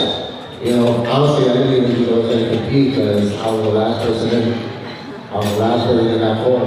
So once I got called, I just started doing what I do every day. Yeah, when you first started the contest, many people reported that they were nervous in the contest early on. How did you feel starting the competitions at first? They were nervous, you said? Other competitors were nervous when they were starting, but you clearly had a lot of confidence going into it. You were sharing a lot of knowledge. I mean, did those nerves kick in and you started to compete? No, I honestly, man, I felt like I wasn't going to compete, so I just started, I'm like, you know what, let me start teaching these people here what I'm here. And then when I got called, I'm just like, I just started working like a normal day in the shop. This is a normal day. Now, in the Heat Shrink Battles, what was the one thing that stood out to you the most in facing these world-class competitors? You know, I just think that everybody was just putting their role, and you know, it was just a crazy event. I just focused on what I was doing. I really wasn't even paying attention to what I was doing. I honestly thought Marco was going to beat me until they told me that I won. Now, for those who are coming back next year to compete at the Heat Shrink Battles, if you were out in the Elite Trainers Battle Arena right here sharing a lot of your information, a lot of your wisdom, what would you say to new competitors coming to compete in Heat Shrink Battles in 2024? I just say, man, just keep on coming because there's always going to be something new to learn. No matter how old you've been doing it, 30 years, 10 years, 1 year, you're always going to find something new. And to make it easier, and to make it down better. Luis Enriquez, the Heat Shrink Battle Champion 2023, presented by Medical Victim Toys since 1903.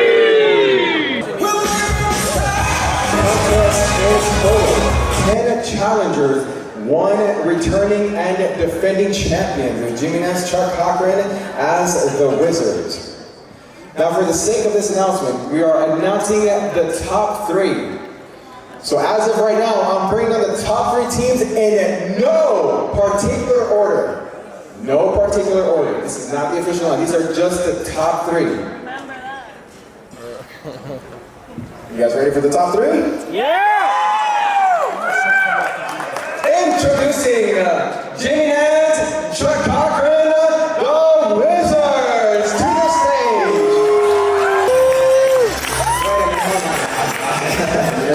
The Wizards, you know, I understand that we are very enthusiastic about winning this competition, but I feel like somebody's missing here. Let it go, Papa! Where's the belts? Where's the belts? So is this a statement that you guys are making? Why bring them up here? You told me to leave them on the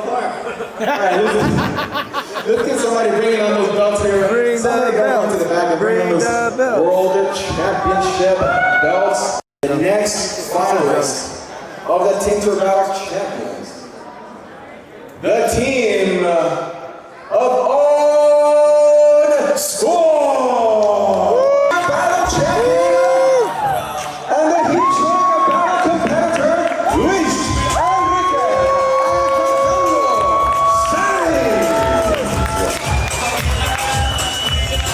Anticipation. Which team is it going to be? I don't know. The team of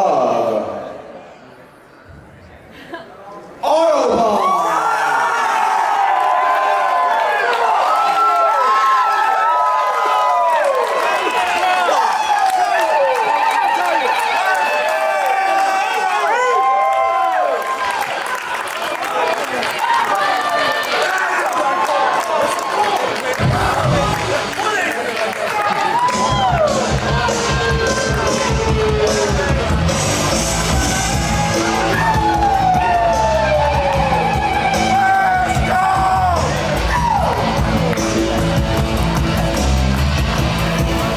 Make some noise if you want the Wizards to win. Very strong support. Are you going to take on for the second consecutive year? We'll see. Let's give it up for Team Autobahn.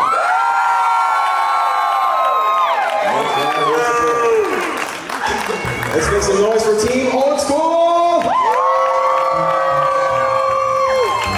In third place, the team of Jimmy Hands and Chuck Cochran.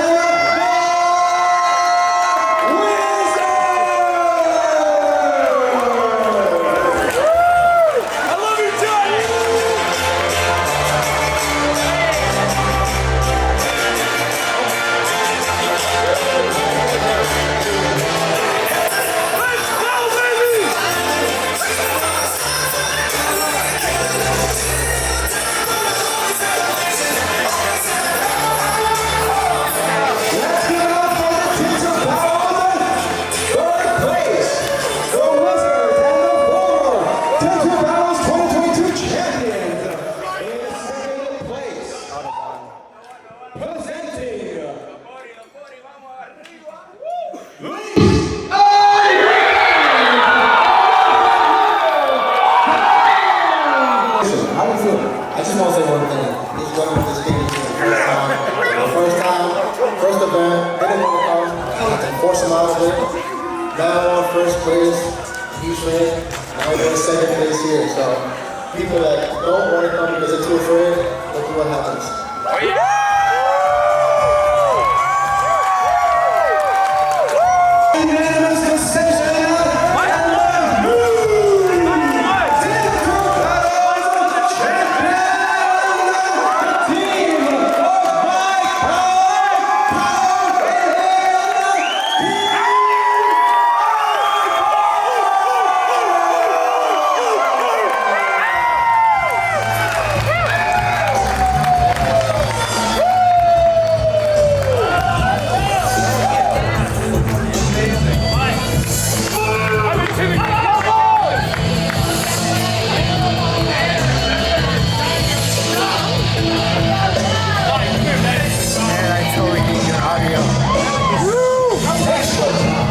The champions at the time were Next Level, Robert the Torch Moreno, Mike Norg, Boss Lady Window Tint.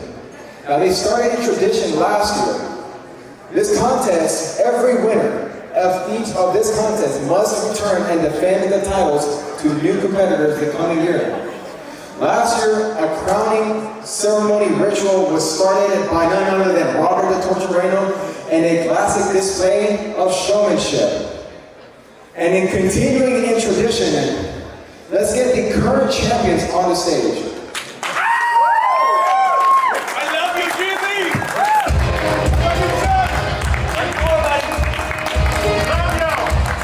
Now the Wizards, any final departing words for these illustrious belts that have been with you guys over the past year? It was grand. Indeed, totally awesome being the champions, and it's an honor to pass it on. You're a legend. You know what? I feel really great. The real champions is Eric Bash, Tint Wizdom.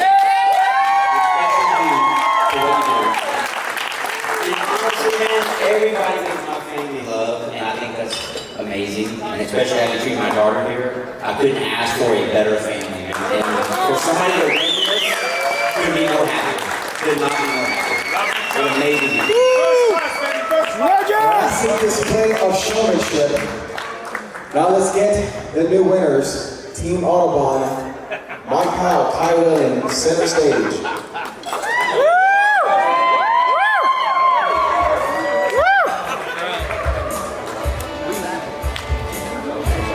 I got 1.5. The transfer of the Tinter Battles belts. Here we have the Wizards removing the belts, raising it high into the air. He brings them back down, back to the new champions. Team Autobahn.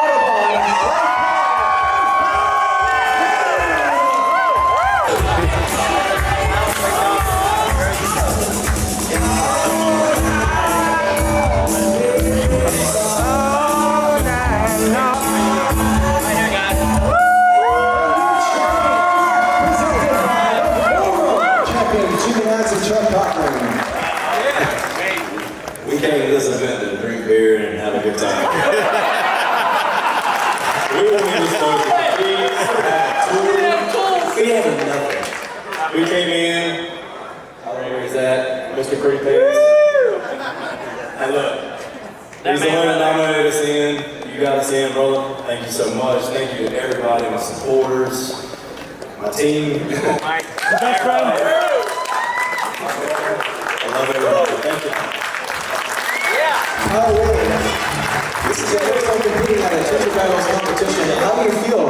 First time competing and taking home the belts against some of the most world-class competitors, Jimmy Nance and Chuck Cochran. It's wild, man. I mean, there are some top world people here.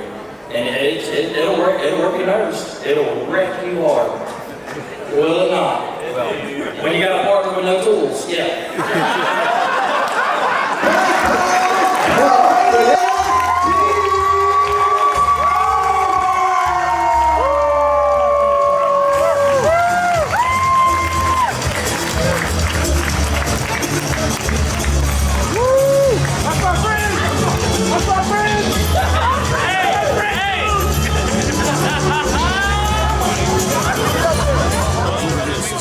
The lights, the cars. It's just getting way better. So if you didn't make it this time, you better make it the next year. It's been a success, and we're just thankful. It's very entertaining. The food's on point. The entertainment was on point, and just fucking great to see everybody. Frankly, it's a good time.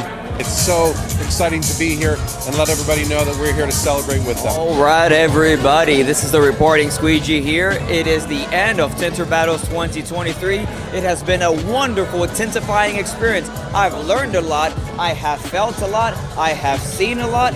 But most importantly, I have experienced a lot. We want to thank all our sponsors for supporting this wonderful event here. It has been such a grandiose time. 2 days of non-stop action, but it is time, unfortunately, for this event to close. But all you viewers at home, we hope to see you next year in Tinter Battles 2024. I hope you are just as excited as I am. This is the reporting Squeegee, signing off, and I'll see you on the next one.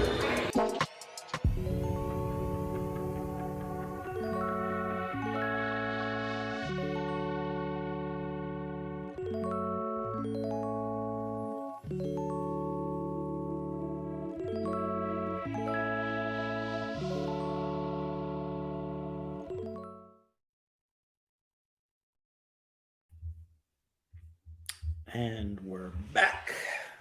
We're back. It's been a while since I've actually done those. It's a Texas Squeegee, and back. Oh, right. I mean, what can you say? Marco said, "Great work, everyone," and I feel like that's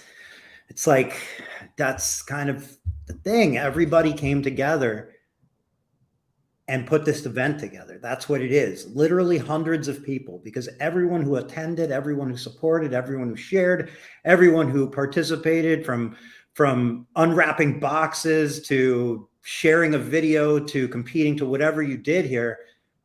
This is the result of everyone. Yep, absolutely. It takes everybody to put it together the way that it was. And, you know, this to me was probably one of my best experiences of my life. Like, I could have been struck by lightning after and I would have died happy.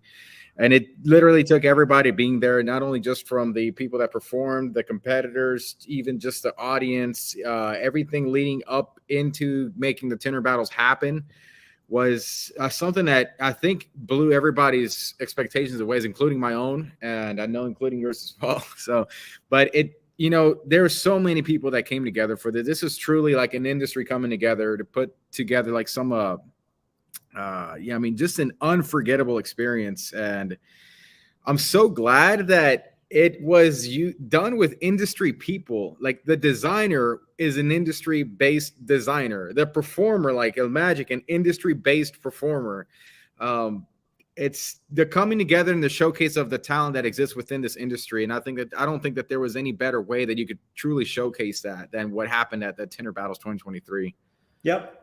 The animations that were up on screen. I mean, and I meant to ask you about the animation at the end of this video with the sponsors. Like, Josh Welch has to be shouted out. At some point, I know you're going to be releasing all the photography that he was responsible for that I absolutely love. And just want to throw his name into the mix, because huge appreciation to Josh for what he did helping put together the artwork and the animations for this event and the photography. Yeah, that Josh with Mixflix Media, who was there taking pictures of everybody. And that's a question that a lot of people were asking, where is the pictures? When are they going to get released? And so I'm happy to announce that the release was set for tonight. So once we get off the show, tonight is the official release of hundreds and hundreds of pictures. I had a blast going through them myself, so I encourage everybody to just go through the links and go through them. In fact, actually, you can find it right now. It's on tintertainment.com. You just have to scroll through it a little bit. I'll tell you guys exactly where to find it once the show's over, or once we get to the end of the show. But yeah, I mean, some closing thoughts on the Tinter Battles. I wanted to give out special thank yous and shout outs, starting with obviously the promotions leading into it. Now, I want to preface by saying this.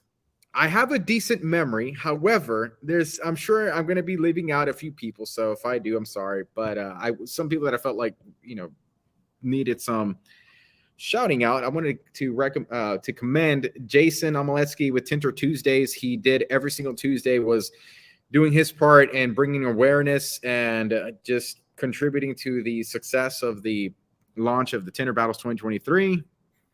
And you know, he did great. And putting a show together like he does, it takes a serious amount of commitment. If you don't do these types of things, you don't know what goes on the back end. You just tune in for an hour out of your life and the show's over. But it takes a lot. So shout out to Jason Omeletsky on behalf of Tintertainment and Tint Wiz for doing what he does and being such a great asset to the industry.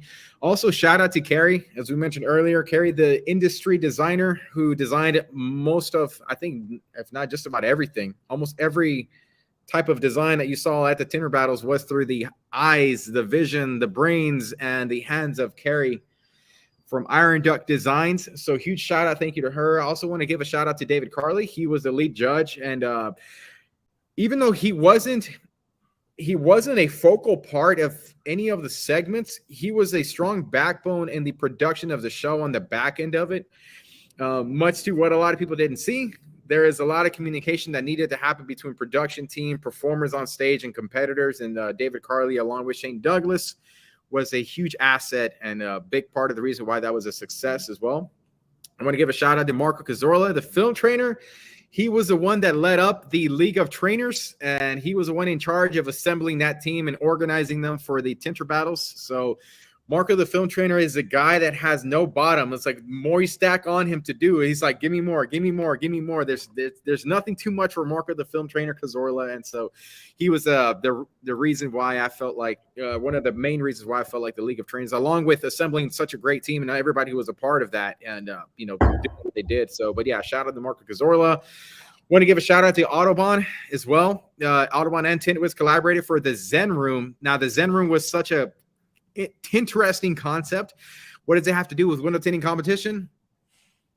Well, you get to relax before, but it was more about the human experience of why that was put together. So shout out to you, Eric Devash, Autobahn team, for putting that together and collaborating on that. Shout out to Matico for providing the films for the heat shrink battles. Seems like everybody had a very great time shrinking the Marco, the Black Pearl Pro Nano Ceramic. It's kind of a tongue twister there, but Matico, the film trainer's choice since 1903. And obviously, shout out to the Tint Wiz community, the Tint Wiz team, for just, I mean, dude, so much of what you guys have done for this, for putting together the show and the event. And I mean, just, I don't know, I could go on all night. Like, it's so many things that need to be handed out to so many people, and I reached out to many. But I mean, if you're watching, anybody that ever liked, shared, reacted, commented, both good and bad and everything in between, if you showed up, if you anything, that any little pebble that anybody put together to make the show together, like sincerely from the Texas Squeegee's heart, I tell you what, putting the character aside, sincerely, honestly, for anybody, if you watched, were a part of this from at any point, just the most sincere, the most humble thank you for everything. So well said. Yeah. Well said. A lot of, like you said, a lot of hands went into this, from getting rental cars to mentioning the event to promoting it to sharing it to everything from aligning the cars. Sam the man, helping align the cars in the battle arena. I mean, the amount of people lending a helping hand throughout the process is the reason something like this can happen. So, obviously the same thanks go out. I want to, echo what you said, and thank you to everybody. And also just kind of let this be like a reminder that this is the kind of things these are the kind of things that can happen when everybody supports everybody in the community. And that's what's so important, is to get behind each other. There was people that came to the third Tinter Battles that expressed how much they enjoyed it, that weren't at the first and second one. And what it is, it's an accumulation, and everybody supporting everybody in the industry. And just want to, really say that it's great to be part of an industry where everyone's so quick to support each other and build each other up. And I can't wait to see all the things that are going to come in the future. Yeah, and honestly, I don't have this scripted, so I don't have like a list of people to thank, but I'm going to keep having these coming back. But Magic, Magic doing what he did as a performer, I'm a fan of his work. I'm a fan of his music, so he did phenomenally well. Alfredo Lazaba, so he's my brother. He was my original window tinting installer when I started my company back in the early days of the flea markets. So he's been around for a while. Obviously, if you guys saw him there, me and him share similar passions. Like, we both have passion for entertainment. Mine is more live event. His is more movies. But shout out to him. He did such a phenomenal job and bringing everything together, driving a narrative, and just highlighting people throughout the show. Like I said, there was so much that didn't make it to the final show. Also, now that I see Mother Marian down in the comments, EPD did a fantastic job putting together their raps competition as well. And I think they did a phenomenal job in just engaging the audience and being a entertaining part of the whole show. So shout out to them. I also want to give a thank you over to the 2022 world champions, Jimmy Nance, Chuck Cochran. I will still say, look, I'm not a biased person, but if I had to pick a favorite, I would have to go with the Wizards. I don't know what it is about them. They're just one of the most humble people I know, despite being one of the best installers out there. Jimmy Nance, I will say this. Something about Jimmy is when I first met him, he was so formal, so respectful. I thought there's no way. Like, he's the kind of guy that he would never hurt a fly. But he's got such a little, like, Jimmy, I mean this in the most positive way. He's got such a little dorky, like, sense of humor that I never expected out of him. And every time he does little things, like, it just makes it that much more funnier because he's so formal that when he cracks a joke, I appreciate it so much. Like wit, like a high level of wit. Yeah. I like Jimmy, and obviously like Chuck Cochran. I mean, what can you say about the guy, man? He's so as well as he's known, as much as he's like he's got such high praises. I still feel like he's underestimated. He's like I don't know, man. Like, but he's one of my favorite tinters ever. He's one of my favorite tinters. I love watching him work. I tell it to him, but I love that team. Like, that was a team that part of my little Texas Squeegee heart was broken whenever I was kind of hoping in some type of way. I was like, man, it'd be cool if they end up winning for the second year in a row. But man, they placed up there. And I really hope they come back and compete, because there wasn't much of a difference between first and third place. Like, those were pretty close scores. And so you never know. I really, really love the Wizards. So, but anyways, the show's not over. Moving on to the next one. Did you have any final statements you wanted to say, Eric? No, we can leave it with the thank yous, because it really is like it's just it was something that was in the works for so long, and seeing it in person, seeing it again, like knowing some of the, because you can't know all of it, but some of the great that's come out of it, like you said, and it's just great looking back. And I don't know, it's like a big success. I feel like it was just a huge success. And then we didn't really mention, but like going to Mike Powell's grand opening afterwards. Well, and sorry. Yeah. I didn't know if all right. I didn't know where we're going with this, but I'm just saying that's an important part of yeah. That's what, all I was going to say was obviously that was the Tinter Battles 2022 champions. They came back, they defended their titles with great honor. I felt like their championship reign, I felt like they represented the belts well. And I also feel like the platform really benefited from spotlighting people like them, because they're not flashy people. Like Jimmy Nance, Chuck Cochran, they're not flashy. They weren't what you would expect tintertainers to be, although they were very entertaining, but they're not flashy people. However, they were just genuine, good, wholesome, like, oh man, if I had kids, I want them to be like Jimmy Nance and Chuck Cochran when they grow up, like those kinds of people. Like going from them, they were so respectful in crowning the new champions, which is Kyle Whalen and Mike Powell. And I've mentioned it a few times to people in person, but that moment whenever we brought up the three finalists and Team Autobahn, I not purposely did it, by the way. If you caught the order, I brought in, I believe, second place first, I brought in third place second, and then for eventual winners, I brought them in as a third whenever I was bringing them up on stage. But when I heard that pop of Team Autobahn going up on that stage, man, I knew that there was going to be something right there. And obviously when the winners were announced and it was known that Team Autobahn ended up taking the prize home, like that was such a memorable moment. A little behind the scenes fact: the show wasn't going to end, but that reaction just felt like, how do you follow that up? You don't. So let's just end the show here. Yeah. So, man, Team Autobahn did really, really good. And obviously when they went back home, like what was pretty significant, very interesting, Kyle Whalen got picked up by local media, and they ran a story about him winning the world championships. And obviously he shared it online, and it's led to increased awareness in his town, increased business. I mean, they were already really highly successful. They already had a lot of traffic, but obviously this just boosted them up. And again, it's as I've said it in the past, it's a USP, a unique selling proposition. Use it to help your business, use it to help your business, which ultimately affects your lifestyle and your family. So ultimately, I think that it went really well.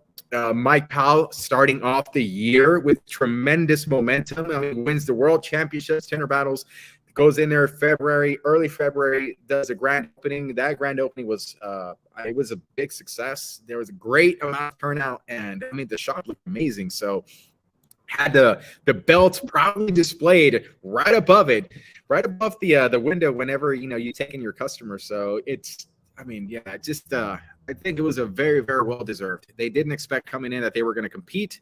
They were nominated by Tint Wiz community, specifically by Randy Humphreys, nominated that team, and obviously was the right choice. So not only was, I felt like Team Audubon was a win in that, also Team Tint Wiz community, and Randy Humphreys made the right call.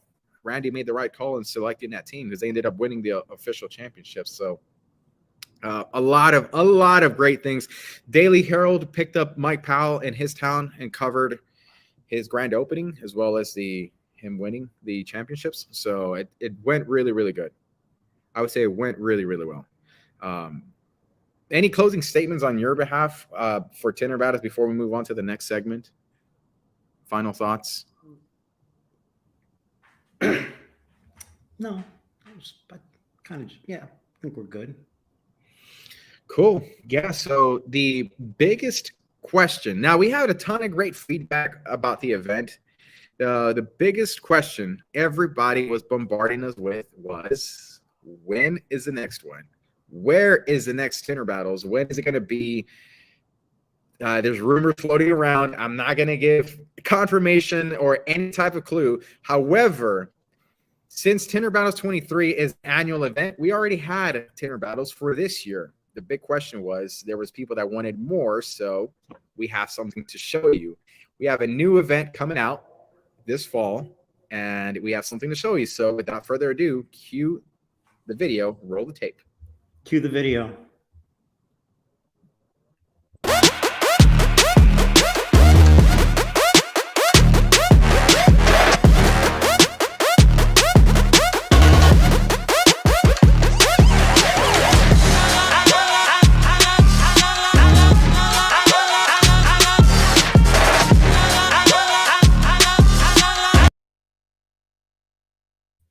We're going to run that back real quick. Hang on.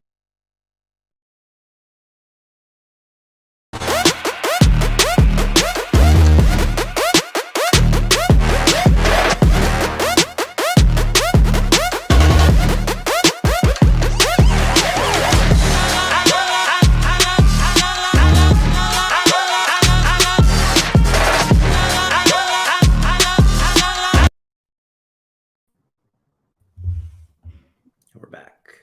And ladies and gentlemen, introducing Tintertainment's new event launching in September 7th through the 9th, the League of Trainers, an all-in-one films training event happening for tint, PPF, wraps, and flat glass, all under one roof, premiering in the first and newly renovated Wiz Castle. So we will happily take in questions. However, the concept, all right, this is where the idea came from. One of the most positive feedbacks that we had about Tinter Battles 2023 was the League of Trainers concept. And now the League of Trainers at the time was put together by Marco the Film Trainer Cazorla, a team of professionals coming together to teach everything films. It was a great success. A lot of people had a great feedback. A lot of people found great value in it. So we decided, why not create a spin-off event off the Tinter Battles, which is now the League of Trainers. It's going to be in Orlando, Florida, where the Tinter Battles 2022 was held, and the building is now going to be the new Wiz Castle, the new Tint Wiz headquarters building that will also premiere at the same time. Yeah, so that's like two announcements in one. And they just came together really well. So mid last year, around July, David, Sarah, and I started speaking about, like you said, the location where Tinter Battles 2022 was, and we came up with the concept of the Wiz Castle. There's, I'm just looking through the comments. Yeah, so we came up with the concept of the Wiz Castle, and it's been in the works since. And then you know, basically the concept behind it is it's a lot coming out of it, to be honest. But the relevant parts that we'll talk about today are the events and training that can come out of it. So it's not going to be a school. It's not going to be like an ongoing training facility, but it is going to be a home base where we can put on different training events, different content creation opportunities. And the key word really here is collaboration. So we want it to be a fully equipped, ready to go facility that anyone from a manufacturer could hold a training or a dealer meeting at, down to a, you know, over to even if it was an individual trainer, installer wanted to use the facility. We want to provide a place where collaboration can happen, content can happen, and growth can happen. And that is the chosen spot. And when you presented the idea of the League of Trainers, it just made sense that that be the first event at the location. So I'm beyond excited to let those two things come together and, you know, show everybody what we're working on. Yeah, so the concept with League of Trainers, it's going to be a very limited event. So it's only going to be 75 students attending. Now, this is designed for people that are not only new to the industry, but those who are in the industry and want to get better at a particular segment, or if you are mastered of one of the segments. So for example, that you can expand your level of expertise in another one. For example, if you come in and you're a master level window tinting installer, but you're unfamiliar with how to do paint protection films or vinyl wraps, this is the opportunity for that person to be able to come in and pick up new skills. Now, it's a 3-day event, September 7th, 8th, and 9th. And the concept is the building is split up into 3 different sections. So the building 1 will host a flat glass division. Building 2 is having window tinting division, and building 3 is having the wraps and the paint protection films division. And anybody that buys one ticket gets you access to all of them. How you attend those is completely up to you. So we left it open so that you can pretty much move around with the space. If you want to do day 1 automotive training, day 2 paint protections, day 3 flat glass, perfectly fine with you. If you want to flip it on this reverse, perfectly fine. You want to do half day auto, half day flat, perfectly fine with you. Perfectly fine with us, sorry. But it's going to be in Orlando, Florida. Also, Longwood, Florida is the other name. But yeah, there's going to be all massive film training. You know, we're going to be releasing the team that we're putting together for this as it gets closer to the event. But as of right now, you could purchase a ticket for anybody that wanted to reserve a spot. You go to tintertainment.com and it will be on there. We're also releasing social media posts on the Facebook groups and other platforms. For anybody that is interested to want to get more information, again, this is an opportunity for an individual person to go there and expand or increase their knowledge, or for a shop that wants to send a group of people into that because maybe you want to get in the flat glass and you don't have a path of getting into it. Is a great opportunity. Which, speaking of the flat glass division, the concept with flat glass at League of Trainers, we are basing this concept, the division, to the person that wants to get in the flat but has no idea where to start. So when you go to the League of Trainers, and if you stick with the flat glass division portion, there's going to be solar films trainings to teach on how to install films, from utilizing a film handler to different techniques like drop rolling, reverse rolling. A few other types of techniques are going to be there. There's also going to be security films training. We're having a designated trainer for that, and an intro to wet glaze as well. So again, you want to get in the flat glass. If you know how to do flat but never done security films, great opportunity for you. If you want to get in the flat and you've never done anything with flat glass, you don't know how to quote, you don't know how to price, you don't know what films go on what type of glass, how to determine what kind of glass you're even dealing with, this is a perfect opportunity for you as well. We're going to go through all of that. So, and it's open to pretty much anybody that wants to go. So if you want to reserve your ticket, it's going to be available on tintertainment.com. And you said there's going to be a maximum of 75 tickets sold? Yeah, 75 tickets available. So it's only available while supplies last. And, you know, it's kind of just, if anybody that wants to go, you have from here to pretty much it's sold out. So like once it's sold out, 75 tickets, there will be no tickets added. The idea is, how many trainers are going to be there? Do you know yet? There's going to be a minimum of 10. 10 trainers. So 75 people, 10 trainers, basically 7 person to a trainer on average, or 8 per 7 minimum, right? Whatever Yeah. minimum, right? Okay. We're going to be lining somewhere between 10 to 15. 15, like there's not going to be no more than 15 trainers, but 10 to 15, and obviously, just as we did with the League of Trainers, we are assembling a team of highly qualified professionals, and people that some of these people have their own training schools, where they come from. Others are really, really good, have a great curriculum, and they want to launch their training career through the League of Trainers. So this is going to be opportunity for everybody to pretty much be there. And it's being produced by Tintertainment. So this is not your typical training session, training event. This is going to be that plus so much more. Now, one of the interesting spins to it is that there will be a heat shrink battle on day 3. Tint Wiz has stepped up and decided that they are going to sponsor the winner of that heat shrink battle to go to the Tinter Battles and be the first official confirmed team competing in the World Championships. So for those that are going to attend and want to participate, you don't have to participate, but this is just one of the segments. If you want to participate and you want to get a sponsored entry into the Tinter Battles, this is an opportunity for you to do that as well. Yeah. So just totally, this is 3 days focused, as I understand from what you're saying. This is 3 days focused on education, morning, midday, evening. This is a 3-day education event. Yeah. 3 days. So like I said, I'm going to be adding this to the Tintertainment. It's on the tintertainment.com. And if you go on there and you look on the search, if you click search up League of Trainers, the page will come up. It's actually, when you log in on the homepage, there it says view next live event. And if you click on that button, it'll take you over to the page, and that'll give you the full details about what's going to happen at the League of Trainers event. But yeah, it's coming up.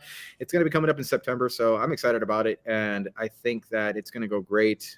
And yeah, it's coming back. I don't know what you're doing with the Wiz Castle, but I wouldn't be surprised if we showed up and it's hovering, and somehow it's gonna like hover from one place to the next or something like that. You get what I mean? I mean, I don't know about hovering yet, but it's definitely under construction. It will look very different than it did during Tinter Battles, in a good way. And then from there, it's exciting to be able to have the League of Trainers event be the first unveiling of it, and then from there, there's plans throughout next year, content creation, collaboration, and so on. And if anybody wants to keep kind of like more of a finger to the pulse of what's going to happen at the Wiz Castle, there is a Facebook page. It is called Wiz Castle. And if you follow that Facebook page, that is going to be where, other than Tintertainment, where you find out specifics to the Wiz Castle, be sharing some of the detail, like some of the kind of sneak peeks on the renovation and so on, and process along the way. Flat Glass Joe in the comments, he will be one of the trainers at the Wiz Castle, which I'm very excited about. Or one of at the Wiz Castle at the League of Trainers, rather. Well, that was in the bag. So I guess now that we're announcing trainers. So I didn't know if we weren't announcing trainers. It's just Flat Glass Joe's in the comments. I'm happy to see him. Yeah, no, it's all good. So I guess, yeah, he's one of the trainers that's going to be at the League of Trainers, and Flat Glass Joe was nominated by Mr. Devash. So why was Joe a person that stood out to you? I mean, you're a person that obviously know a lot of people, but Flat Glass Joe stood out to you. What was the expertise in him? We're in an industry where a lot of people like to say they're the best, right? Like the best, and there is no best. But Joe's up there. Joe's really up there. And like what I mean is, whether you're talking about 15 mil, whether you're talking about gold vinyl, the most detailed of custom cut frost installations, the highest jobs, the hardest to reach jobs, smart film. I mean, there's literally nothing I found in the years I've known Joe that like Joe couldn't tackle head on. And, being able to provide or help provide a platform where others can learn from Joe is exciting to me, because Joe's not only knowledgeable, but Joe's like a fun dude. Like he's a good teacher. He's a fun person. He's like a hardworking person. He has all those attributes that I'm just happy that he's going to be highlighted there, and people are going to have access to him, because he also brings more than just the installation to it, right? Like Joe was an installer, before I met him, but he was also an installer throughout the years of my flat glass business. And then now, since then, Joe has moved on to operate his own business. So he owns his own business, he has staff and so on. So he really brings like a dynamic view and different aspects, all the way from installation, being a master, all the way to the sales and even the operational sides of it. So fucking Joe Guzman, I can't wait. I had the pleasure of working with Mr. Flat Glass Joe during the Tim Kennedy project, where we did the security films on there, and he was like the guy at the time. I don't know if you remember, I didn't know much about flat glass, dude. I just glass is flat and it doesn't need heat shrinking, that's it. But he was a guy that, you could rely a lot on his expertise, and he was a person that you just knew, like, hand whatever you need to hand it over to that guy. He can take care of it. So he just gave off that master level type of confidence. And, like the few times that he walked me through how to work a film handler, how to, what types of tools that he uses, like a tool setup. At the time when I didn't really know anything about flat glass, he was walking me through like his knee pads and all these kinds of stuff, and how he had his paper towel holder and a bungee cord wrapped around his belt loops and behind him. And it's something that I would say that out of all the people that I've worked with, he has the biggest influence in my approach to flat glass installation. So he's an incredible, asset to the team. And speaking of people that can seemingly just take more and handle it well, I'm going to announce another trainer, which is a no-brainer with the League of Trainers. Marco, the film trainer, will also be on site. Marco, the film trainer, will be training at the Tinter at the League of Trainers event coming in Orlando, Florida. So now we got two spoilers alert: Marco the film trainer and Flat Glass Joe. We are going to be announcing more as the time comes, as we start assembling more of the team together. But we want to make sure that every person that we announce, we want it to be a celebratory announcement, because not only is it just an announcing a trainer into the League of Trainers, it's not only an induction into the event as well, it's also a celebration of that person's contributions to this industry. So I'm excited to put together an incredible team. And obviously, paying our respects to the original class of the League of Trainers for Tinter Battles 2023. Just tremendous faces. I mean, this is going to be a tall task to follow in the footsteps of the original cast. And, every year we'll have variations of the League of Trainers cast. So I'm excited for that. It's what, we are 6 months away? Yeah, just about 6 months away. I know a lot of people are going to start to hit their busy season. So, hopefully everybody's going to be making their money. But again, just the opportunity to be able to take something like this, and again, you're putting all kinds of film trainings under one roof. The concept for the schedules, the day-by-day schedules, is split up in a very simple format. The first half of the days are technique-focused trainings. So if we take the automotive section, first half of the day may be all heat shrinking techniques and different kinds of heat shrinking techniques. The second half of the days is free range training. So if you want to go into the automotive portion and spend an hour there, and then waltz over to the flat glass, spend an hour there, then go to the vinyl wraps or PPF section, spend an hour there, it's going to be pretty simple. Simplicity all the way throughout, because ultimately the attendee is going to know what they need best. So they're going to know themselves, your skill level, what you need. If you're sending your crew down there, what they're going to need. So we just leave it up to the individual person to tailor their own schedule to how they best see value out of this experience. So, yeah. All right. Yeah, just about pretty much there. So that was 134 minutes. 2 hours. I knew it was going to be kind of kind of a while. It went quick. Yeah. How many viewers?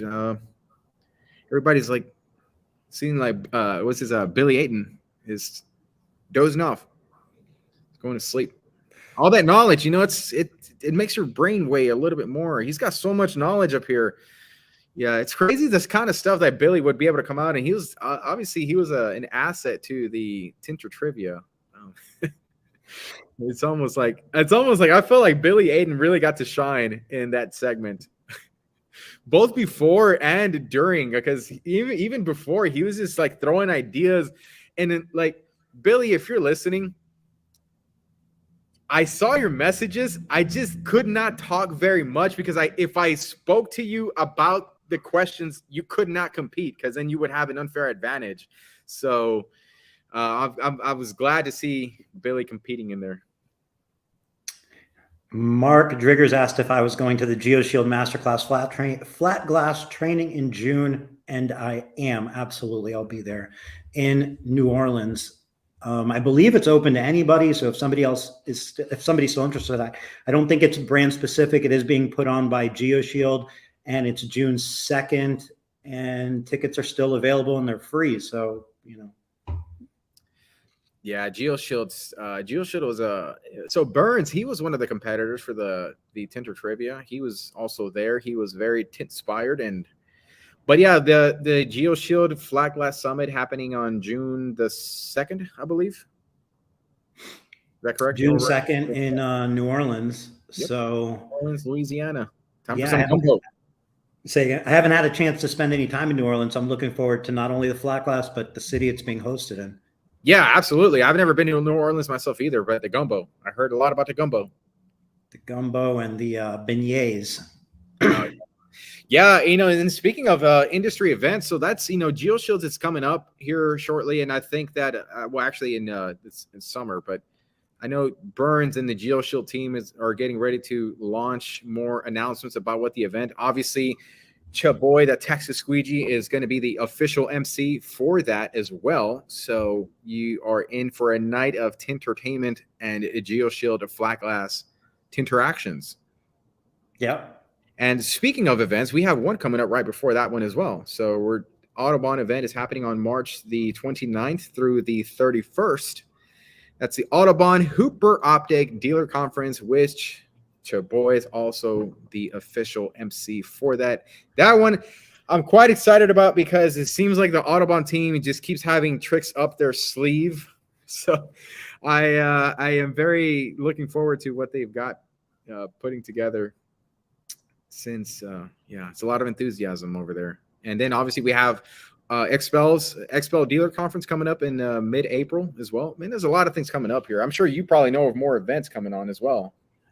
Eastman Select Pro Dealer Meetings coming up on the 2nd. So that's just about a week away, next Thursday. That's in Carlsbad, California, Omni. So Select Pro. And like you said, in order, I guess then it goes Audubon, Expel, GeoShield, and then we land at League of Trainers. I believe so. Unless somebody else comes out with a new. It was announced WFR Family Reunion. Going to throw it out there. When is that one? It is July 27th through the 29th or 25th through the 27th. It's like right around there. I want to say 27th to the 29th. So throw that in there as well. And that's in July. Dude, that's like, hell yeah. That's like an event every month. It is. And that's the thing. Like, there was a point where it was like, oh man, they'll see you in like a year, and now it's like, well, you can't necessarily make it to every event, but you have a lot of options depending on where in the country you are, depending on time of the year that works for you, and just like how things fall. And a lot of options to get together. Dude, I just want to go to an event where I can just sit back and actually enjoy the show as a 100% spectator. I share that desire with you. I think that'll be a lot of fun. That'll be a lot of fun. I mean, like Dude, it's, you know, putting on a show. I love it. You know, we love hosting shows. We love the experience that it creates for everybody. But at the same time, you know, whenever you're the act, at least for me, yours is probably different. But for me, I feel like when you're the one performing on stage, you don't really get to enjoy the show from the audience's perspective. And you know, it's like I say, it's got its trade-offs. But you know, I'd like to be part of you know, these types of events, just being able to enjoy and seeing what somebody else is putting forward. So, you know, just to being able to enjoy it like fully without any responsibilities of having to put stuff together, you know. So yeah. Jordan over here telling me, oh God, he's like, you took on the responsibility of being a entertainer. Hey, I love it. But yeah, as Jeremy Davis says, you know, come to the WFR in July. I think I might have to make that one. Yeah, and just relax a little bit, you know. Yeah, absolutely. I mean, I think that they shared the space, the giant spaces that they got over there. So it's a big space, and from what I've seen, and you know, it's just, again, like, it's great that there's, you know, you're seeing dealer meetings pop up, and you're seeing individual meetings pop up, like individual events pop up. Then you're seeing like events like a shop event like Mike Powell, which brought together a lot of people and was a great weekend. And then you're all, you know, you're just seeing all sorts of types of events. And then you're seeing training facilities pop up, and just, it's the industry is blossoming, and it's great to be able to have so many options on where to participate and so on. It's definitely evolving. And I feel like, you know, these types of things breed new inspirations and new ideas, and then somebody else does a different version, and that, you know, it's just I feel like it's expediting the evolution of, I feel like the tint PPF wraps industries. Obviously we're more and more focused on like window film and PPF, but it's definitely, you know, having a positive impact all the way around. WFCT, we didn't mention, but that's in September, towards the end of September. That's in Virginia Beach. And I Googled the address of the convention center. There's two things that stood out to me. Yeah. That convention center is like, at least from, I haven't been there, the pictures, it's really fucking nice. Like, it looks like a really nice convention center. The other thing that stood out to me is it's like 4 blocks away from the beach. And I wouldn't assume that a convention center would be so close to the beach, but that's definitely better than being in like Indianapolis or something, in my opinion. No offense to Indianapolis, but I'm just saying, like, it seems like a great location this year. So that's in September. And then if anybody still has any energy after that, I suppose there's SEMA. And you know, yeah, there's SEMA, and I think Autofilm Mastery might be doing something for that too. For SEMA? I think so. I mean, they did like a pre-SEMA, like a part of SEMA. Yeah. Like they did it last year, and it went great by their feedback. So, you know, maybe they might have something over there too. Dude, sure. I don't care. I just, any excuse to see you guys and see us people again is good enough for me. So, I love it. Shoot, and then we'll see what happens after that. But cool. Yeah, lots of great things happening, and I mean, even shows too. Like even the content shows, you got podcasts, Dark Truth coming out, and a few others launching theirs as well. So, speaking of, I will be on. If you haven't heard me speak enough this evening and would like more, next Tuesday I'll be on Jason Omaleski's Tinter Tuesday. So I am looking forward to that, and I hope we'll see everyone there.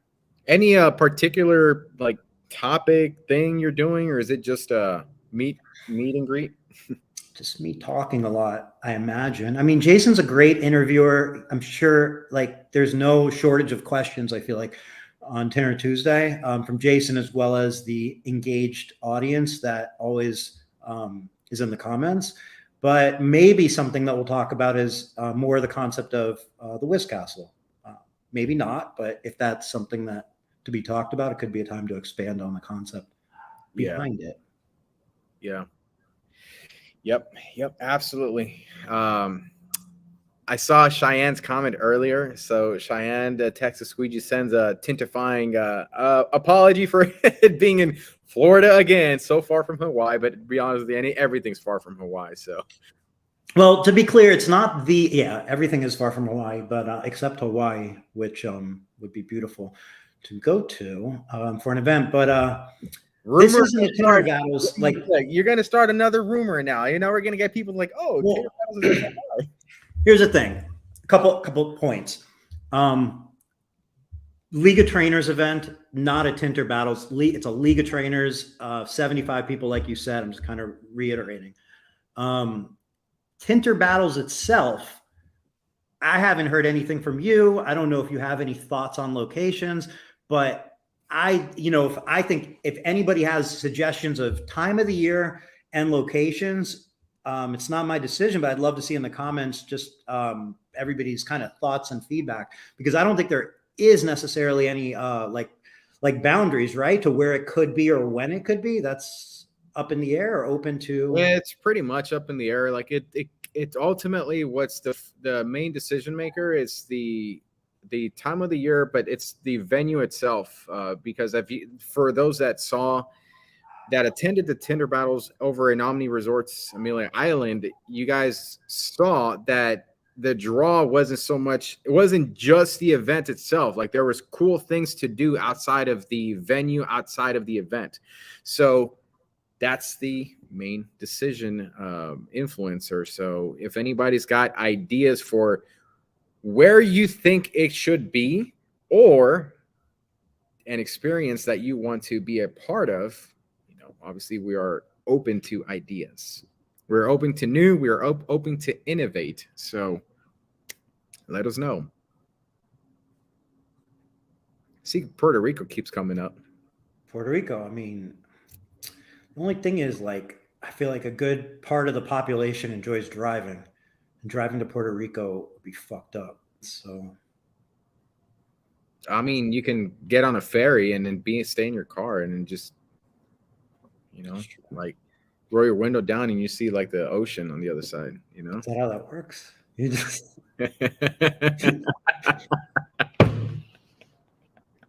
Oh God. Canada would be fun, but I don't think we're all getting into Canada. I feel like Canada is too restrictive with, like. Yeah, unfortunately. I mean, you have Cash saying Colorado with snow. What tinters are. He says what tinters are afraid of. This guy. Tinters are afraid of snow. I don't know. I mean, you got Cato and Dean Mitchell, who's gonna seem to be in their comfort zone, right? Yeah, I mean, Canada, Mexico, Puerto Rico, on top of a mountain in Colorado. It's a lot of thoughts. Definitely a lot of thoughts. But yeah, like I said, if anybody's got, you can send me a direct message if you guys have any suggestions. You can also let Eric know if any suggestions he might want to contribute as well. So, but yeah, man, like it's Shamal's where you're talking about. Let's go to Mexico. Well, that actually wouldn't be a bad. See, Mexico would be a great one if everybody's willing to travel, because I feel like the cost for the value and the unbelievable location would be great. I actually have an idea about that. I'll mention it. I'll mention it to you. But yeah, I think Monterrey is good. Also, Guadalajara is also good. Guadalajara is a pretty good city down in Mexico as well. So yes, back in, you better have your documents. Yeah. Well, you fly, but you could fly there and fly back, however.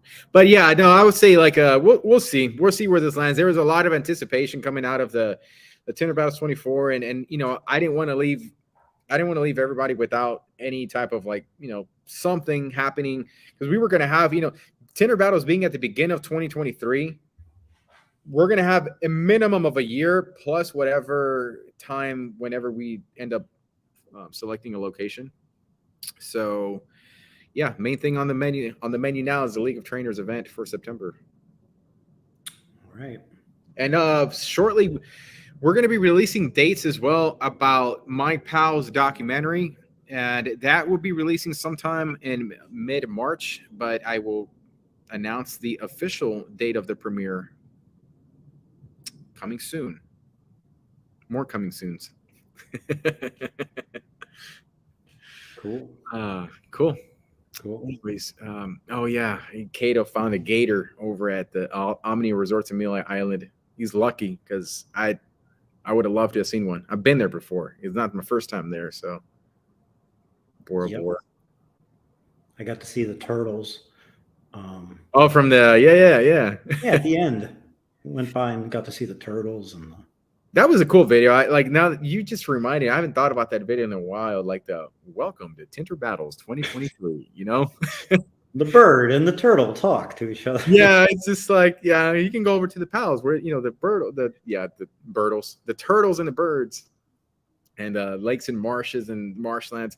Man, that was such a great moment. I can't get over it. Like every time I think back to it, and I'll be like, here's a little confession. On the drive back from Amelia Island, because you know we drove the squeegee van back, dude, like I had no words. I could not express in words just the feeling coming back of just the positive of everything. Like, you know, I got a little emotional and teary-eyed on the way back just because, I mean, like, how do you, when it's so heartfelt, how do you tell everybody just thank you for everything? Like, thank you for everything just doesn't do it justice. It's like multiply that times 1,000,000 and then maybe we get close to it. I just wanted to give the whole industry a giant hug.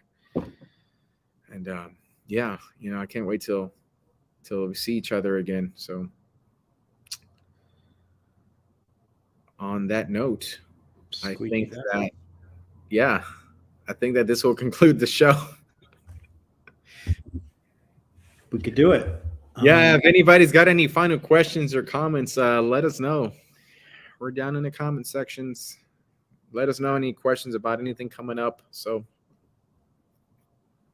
well, Carlos, I just want to thank you specifically. Obviously, like we said, this is a community effort, no doubt about it. But I just want to thank you personally for, you know, having this bizarre vision and pursuing it and putting yourself out there and bringing so much like entertainment and fun and breaking down barriers within the industry and, like, you know, doing that over the last couple of years. I know it was, like I said, it was a community effort, but it was led by you. Like I don't think anybody could argue that, you know, your giant squeegee, your flamethrower, and your energy led the way here with Tintertainment. And thank you, because, you know, you got to see it, and you know at least a portion of the lives you've positively impacted because of that vision of yours. And so, you know,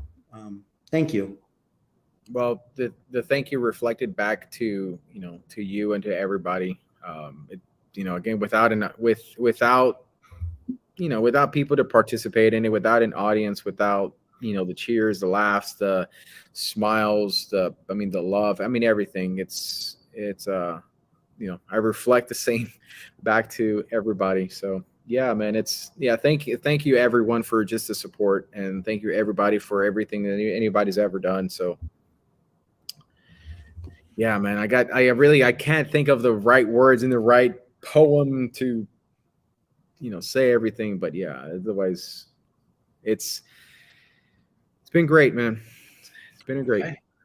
Well, thanks everybody for joining tonight, obviously for everything, but I think the best way to end this would be an outro with similar energy than the intro. So Squeegee, I'll turn it over to you. And I don't have anything planned, dude. That's something a performer is never supposed to admit.